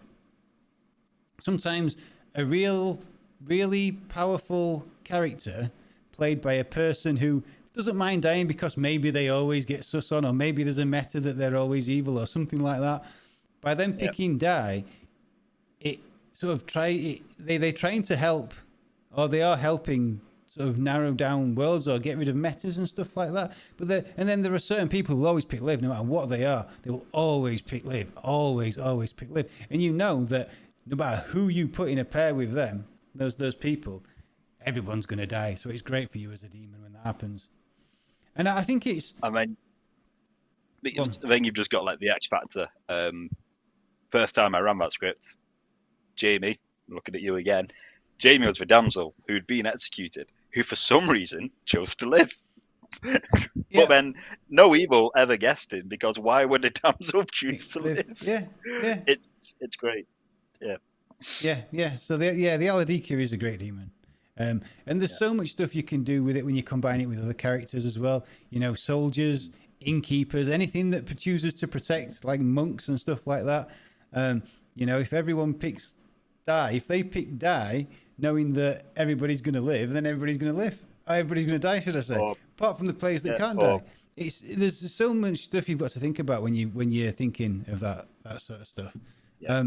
And the other thing is, obviously, the Al-Hadikia is on my Believe in Alan script, because I think the announcement, the way the Al-Hadikia works, the fact that you announce it during the night and players get to pick live or die in an order, and nobody knows what anybody else has picked, or nobody, the person who gets picked first doesn't know who the other 2 people are who have been picked. So do they pick live or die, thinking that the other 2 that are picked are potentially either first night info or really powerful info, ongoing info roles? I think it's really, really clever. And the fact you can do, with an atheist on the script, you can do so much with it. So much with it. See, the game that we've got up on our YouTube channel, Gibbo. Gibbo was the amnesiac, whose ability was each night pick 3 players. Everybody finds out who you pick. That was it, because it was an atheist game. So Gibbo's ability did nothing. But during the night, I got to read out 6 names. I got to read out the amnesiac has picked so-and-so, so-and-so, so-and-so. And then the Aladika has picked so-and-so, so-and-so, and so-and-so. And it just got everyone thinking, what's the amnesiac's ability? There's definitely an amnesiac in the game, right? Because there's been an amnesiac announcement. What's the amnesiac's ability? What are they doing? So I think the Al Hadika is such a good demon you can have fun with, and you can have like really serious thinking, intelligent discussions, or with. Yeah, agree. Yeah. It's a real favourite for me. Yeah. So let's flip this on its head. Turn a little sour, and let's go through a couple of the characters that, for whatever reason, you don't enjoy. Whether that's again from a player perspective, storyteller's perspective, or just don't like the idea of that. Yeah. Weirdly enough, none of the good characters I really, really hate. They're all okay. Some of them are better than others for obvious reasons, for the abilities and stuff like that. But there's not one that I desperately, desperately hate or don't like. Even outsiders, some of them are interesting. We mentioned the Golem earlier. I think the Golem might be too powerful as to be an outsider, but it's not something I would actually not put in a game because I think it's too powerful. It's something I would probably try and work to balance around if I could, based on the limitations of the script. But the evil characters are where, for me, the game gets sometimes a bit daft, sometimes a bit silly, and it's like, no, why is that character even in the game? And let's just start with the obvious one, because everybody knows what I'm going to say. Everybody in our server knows what I'm going to say. It's the Yagababble. It's an absolutely stupid character. Its ability, in my opinion, might as well be the story. Your team wins if the storyteller wants you to. In my opinion, that's where its ability is. The fact that you've given a phrase, you've got to say it. It's got to be in public as well, which is another interesting thing. You can't just go to say it in a private chat, which I know it stops you going into a private chat with a storyteller and saying it 100 times, or a private chat with another minion, saying it 100 times, this, that, the other. But the fact that, you've got to say it publicly, which means depending on what the phrase the storyteller gives you, you could be saying anything that makes no sense in the game that people are going to think, why have you just said that? Oh, there's a Yagababble on the script. We'll execute you. So again, the phrase matters of what you're given. And it means that the storyteller has to know you, has to know what things are going to be said in the game, which sometimes is quite easy. If there's gossip on the script, I gossip that is obviously a phrase that's going to be heard quite a lot around town. But you're only going to hear it once from each player. You're not going to hear it multiple times, in theory. So you're not going to be able to kill multiple times. The fact that it can kill during the day is interesting to me, because if you can only say it in a public forum, you only really get those public forums at the end of the day once nominations are open. So by saying something and then instantly killing someone, if there's no tinker on the script, that person's not claiming to be a tinker. That phrase is, you've just said it, so people are going to know it's you. So why can you kill during the day with it? It doesn't make any sense to me at all. I think it's a character which, for me, I love the design of it. I think I'd really, really love this killer wind-up toy. I'd really love that. Oh yeah, I'd love to say the name. To be fair, it's a fun name to say. The character art for most of the characters is really, really good. You can't fault the character art for any of them. It's just the actual design of the ability that's. That I think the Yagababble in particular requires, like I said, a storyteller, quite probably with a play group who they know, essentially. But it really requires like a deft hand and a strong script to support it, because like you said, because of it can kill multiple times. So if your Yagababble manages to get off multiple kills, and there were multiple kills in the night, but there's nothing else on the script which could support that, or like you could throw a witch on the script, and you could use the Yagababble kill to frame a witch, even if there's not a witch in play. Or like it requires. I think it requires quite a strong, smart script around it. It is on slippery climb, so I don't know if it works, because I've not yet run a Yagababble on slippery climb. I haven't figured it out yet. But I've put other stuff in there which could hints could make players think it's a Yagababble, or it could be explained away by other means.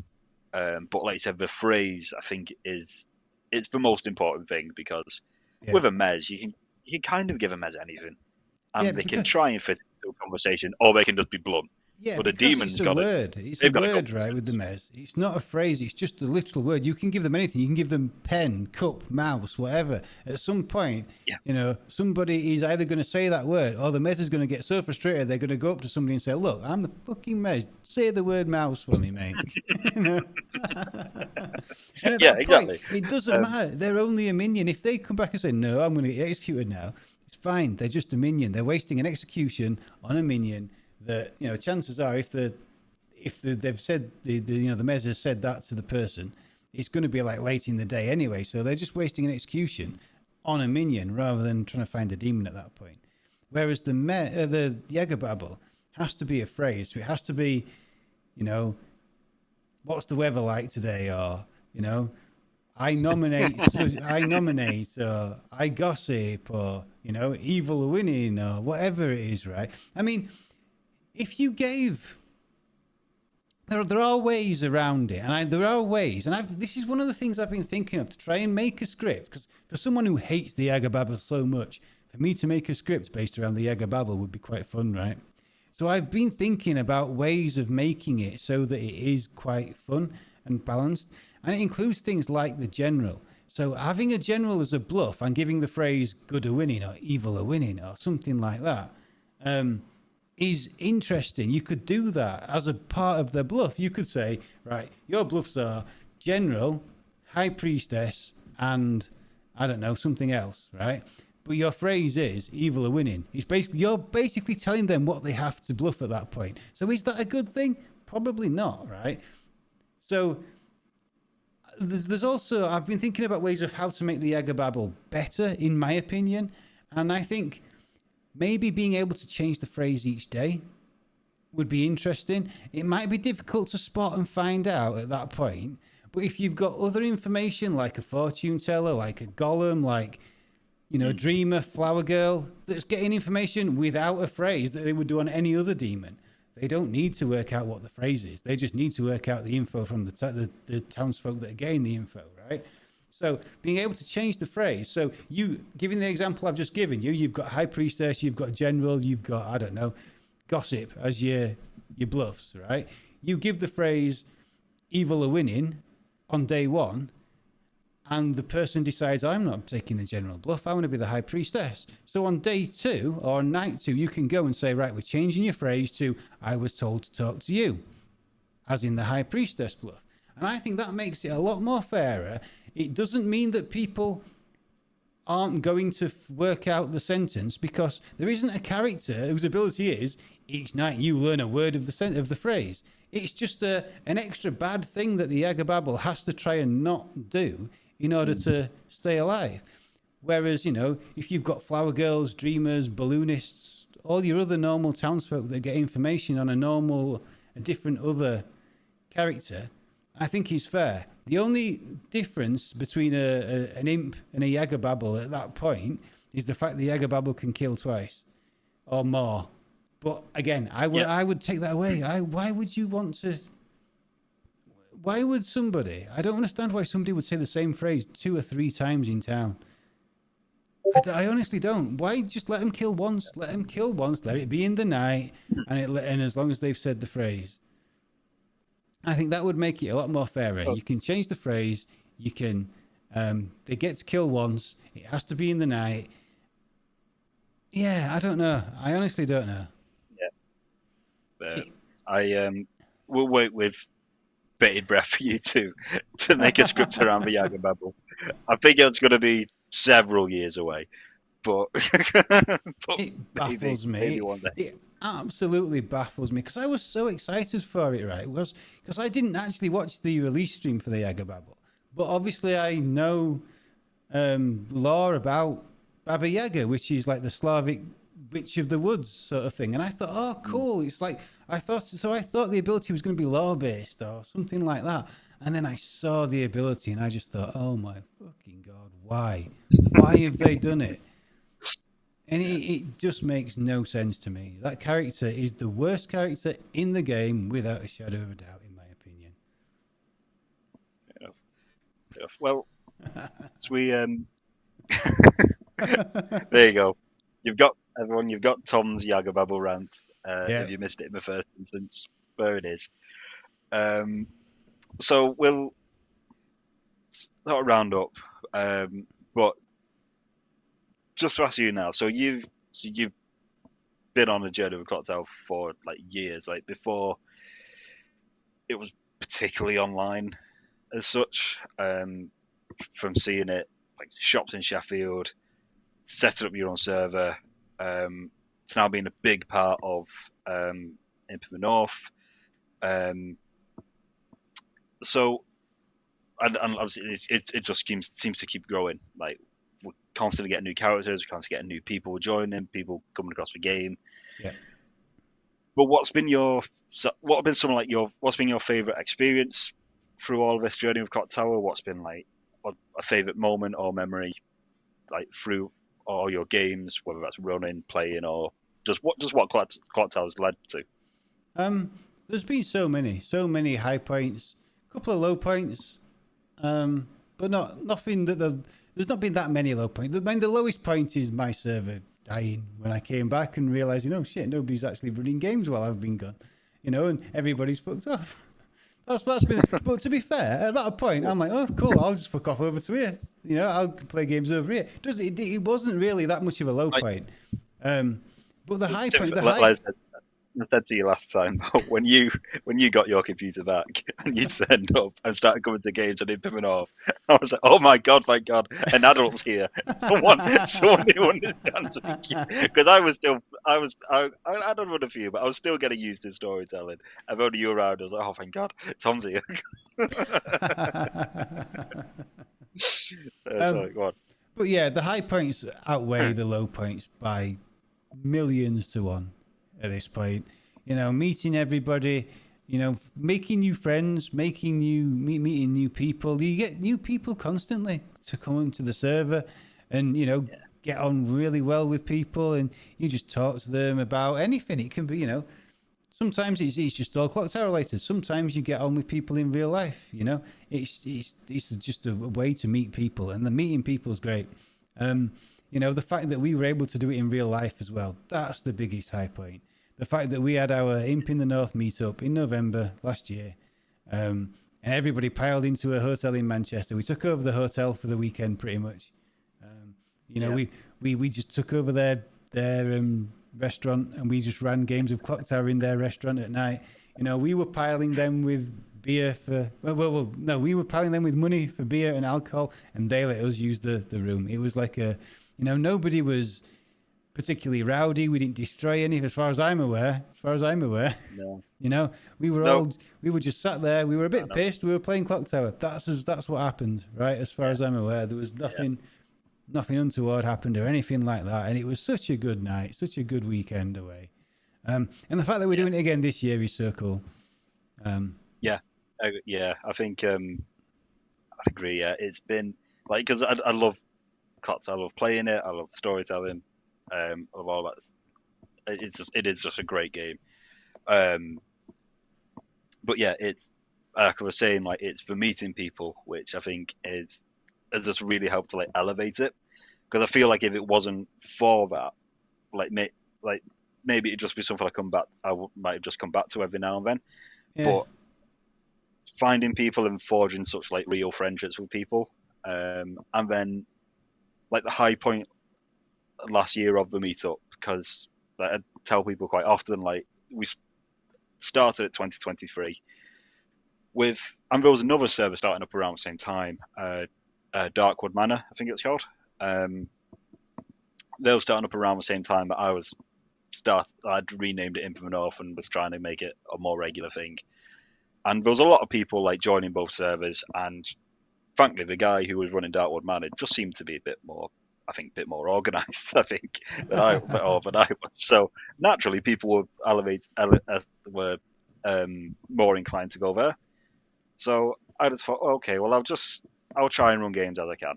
Um, and there'd be times where I'd be able to run a proper game, times it'd be teensy. Quite a lot of times, wouldn't even get enough for a teensy.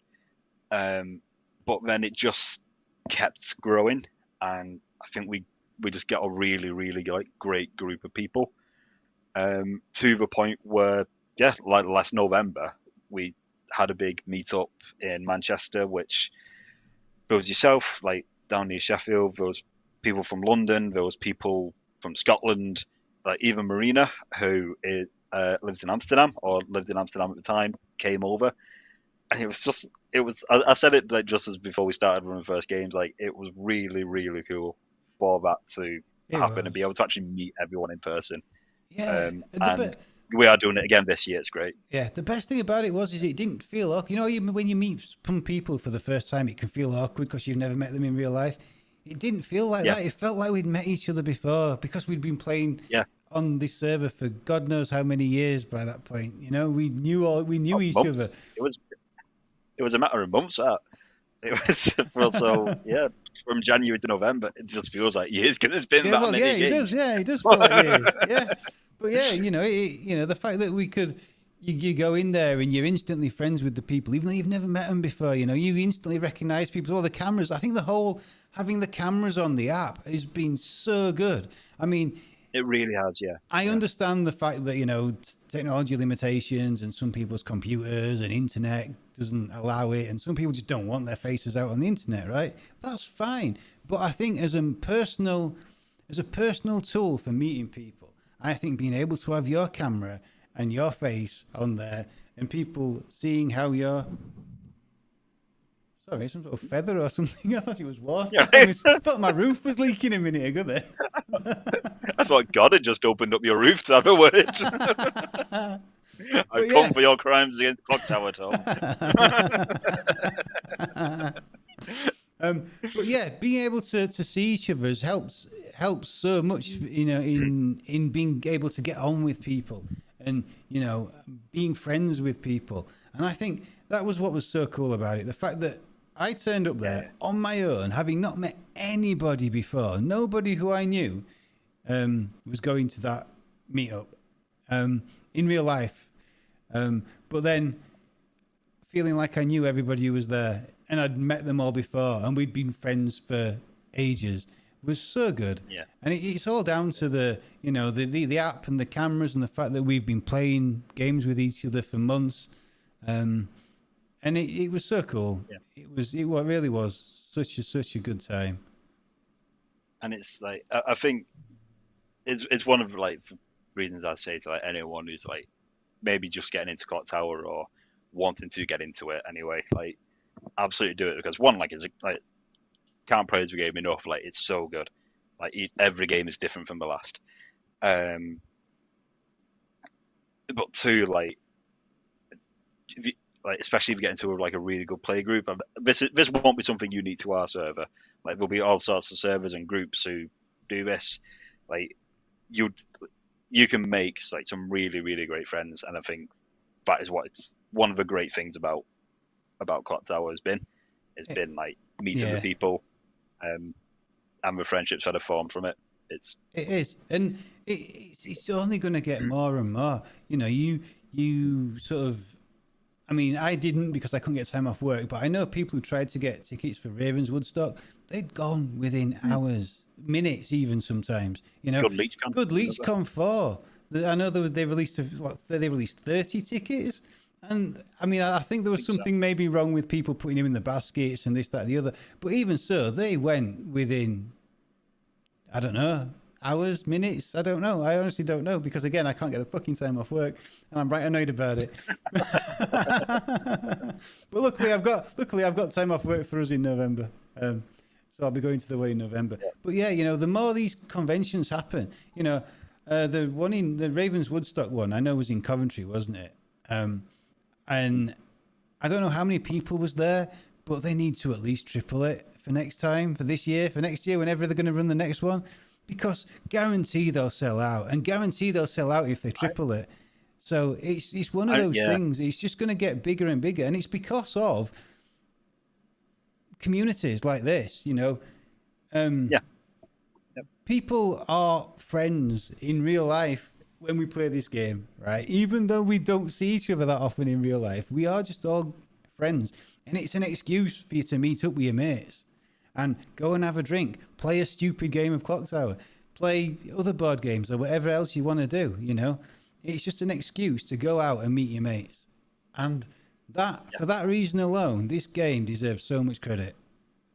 Because it really does. It's forged so many friendships from different people all over the country, all over the world. It's incredible. It really, really is incredible. Yeah, I think above like gameplay mechanics or that type of thing, that's probably the biggest compliment I could give to TPI is that the game they've created, like you said, has gone on to be responsible for a lot of great communities, and in that, a lot of really great friendships coming up.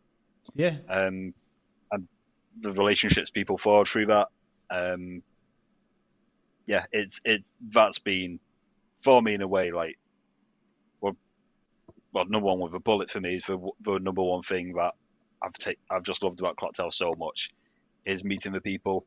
The game stuff always comes afterwards. Like you can teach people how to storytell, and there's a lot of fun in that, and seeing what they want to do and what they bring to it, or just new players generally, what they bring to it. But yeah, the friendships and community is like it's nothing I ever thought. Like I'd never thought it would like form this type of thing with Imp of the North. I thought maybe I'd run a couple of games and it'd probably go away after a little bit, but it's now it's a huge part of my life. My girlfriend's like, you know how or partners will have significant others who they'll say like they've lost their partner to football, they've lost their partner to this, that, or the other because we just or whatever it is because we just spend so much time doing it. My partner called herself the Clocktower widow the other week because I spent so much time with this. But as she gets it, like it's not something for her, but like she gets it and she realizes that it's such a big part of my life now. Yeah. Well, that's it. Everybody really has to have their own hobbies and their own interests and stuff, right? And not everybody can have, unfortunately, not everybody can have the same interests and same hobbies and stuff. So it's just one of those things. And I'm sure I'm sure the stuff that she does, you think, why the fuck are you doing that? I have tried. I've been like, come on, it would be like, because she loves board games. We play board games together all the time. So come on, no, it's not my type of thing. But alas, it's one of those. Your things, hobby, right? My hobby can be your hobby. You know.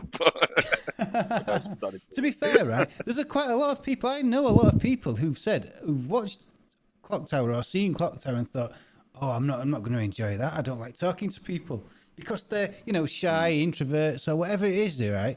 But when you get into and you meet a good group of people that you can talk to and you feel comfortable around, it brings people out of the shell, and sometimes it helps people with meeting people. I was quite shy and quite hated, talking to people and stuff like that. But by playing Clocktower and by opening up the Tales from the Grim and inviting random people into my server to play games that I had to talk to people about, I'm like, oh, fucking hell. It just helps you talk to people and it helps you gain that confidence. So even though you might, and this is another little tip for people who want to go into Clocktower, not just storytelling, but Clocktower in general, and you're just sat watching this video because you like Clocktower content and you're like me and this dickhead over here talking about it for no reason whatsoever, right? But yeah, give it a go. Just try it, because guaranteed you find the right group, and sometimes it might take you a while to find the right group. Like I said, I played on the unofficial. Don't do that. That's not the right group, guaranteed. Right? But there will be a group out there for you. There'll be one in your time zone, in your part of the world, that you can either play with online or you can play with in person. Everybody will be super welcoming. Everybody will cater to you. Being a new player, they will play the easy scripts if that's what you want to do. They will play the harder scripts if that's what you want to do. They will cater to what you want to do to make you feel welcome, and you will feel part of a group. You'll feel part of a community. and you'll feel welcomed no matter where or which server you play on. Guaranteed. Yeah. I don't think I can probably top that as an out, really. So we You will. can call me a dickhead back, Mike. I'll let you do that. No, I'll just put a guard. So we are going to be running games tonight on Twitch, starting at Yeah. 8 o'clock. I think I'm storytelling tonight, so just be afraid if there's a gardener in there for no reason. Yeah, there's So, a fucking Jager babble, isn't there? Fuck's sake. oh yeah, there is. Coming down with a cough, Mike. So, Might not be able to make it. but yeah, but like, yeah. So I carry on top of that, but like, yeah. I myself would probably say quite introverted, and now here I am with someone who I didn't know 2 years ago. We've been chatting for 2 hours about this thing. Yeah, we have. We've only met once in is real life as well, Mike. It's weird, isn't it? We've only met once in real life. weird, isn't it? Yeah. But Yeah. I feel like I've known you for ages, and that you're one of my best mates. And that's how this game makes it feel. Yeah. Once you start playing it, does, yeah. and once you start doing that, and it's not just you; it's quite a lot of people on that server. You know, that I feel like the best mates. I could talk to you about Holt, really, and that's how it is. It is, yeah, yeah. So, to anyone listening, if you're not already, we should be links to the Imp of the North server on our YouTube, on our Twitch. Click on those. If not, just drop the account a message and we'll send you a link over. If it doesn't work for any reason, we are probably looking to make this Chats on the Clocktower pretty regular thing, probably like once a month. We'll see how it goes. Yep. Me and Tom will be back fairly soon. It might just be us. We'll probably look to get someone on as well, to spend a good amount of time chatting about this very silly but very beloved game. Tom, anything you want to say before we wrap up? No, I think that's it. I think, yeah, like you said, No, hopefully this will become a regular thing. If you do want links to join Imp in the North, I'm sure they'll be in the description down below, or there'll be links somewhere. Yeah. There'll be links to the Twitch channels and stuff like that. If you do want to check out the Tales from the Grimoire videos, they are still on YouTube. I mean, don't watch the videos, just watch the intro. The intro's so fucking cool. Just watch the intro. I'm sure we can put that. Maybe X-Men intro. Yeah. The X-Men intro, the Games for All intro. Just watch the intro. Yeah, just watch the intro. The intro was so cool. I'm so proud of that. And you know what? I actually looked for it the other day as well, and I've lost it. It's not on my computer anymore, the intro. So, yeah. But never mind. But yeah, nothing more to say apart from that. If you want to find us and talk to us, you can leave a comment in the comments, and we'll get back to you. Yep. Cool. With that, thanks for watching, everyone. Thanks for listening. See you next time, or we'll see you at the games. Take care. Bye. See you later.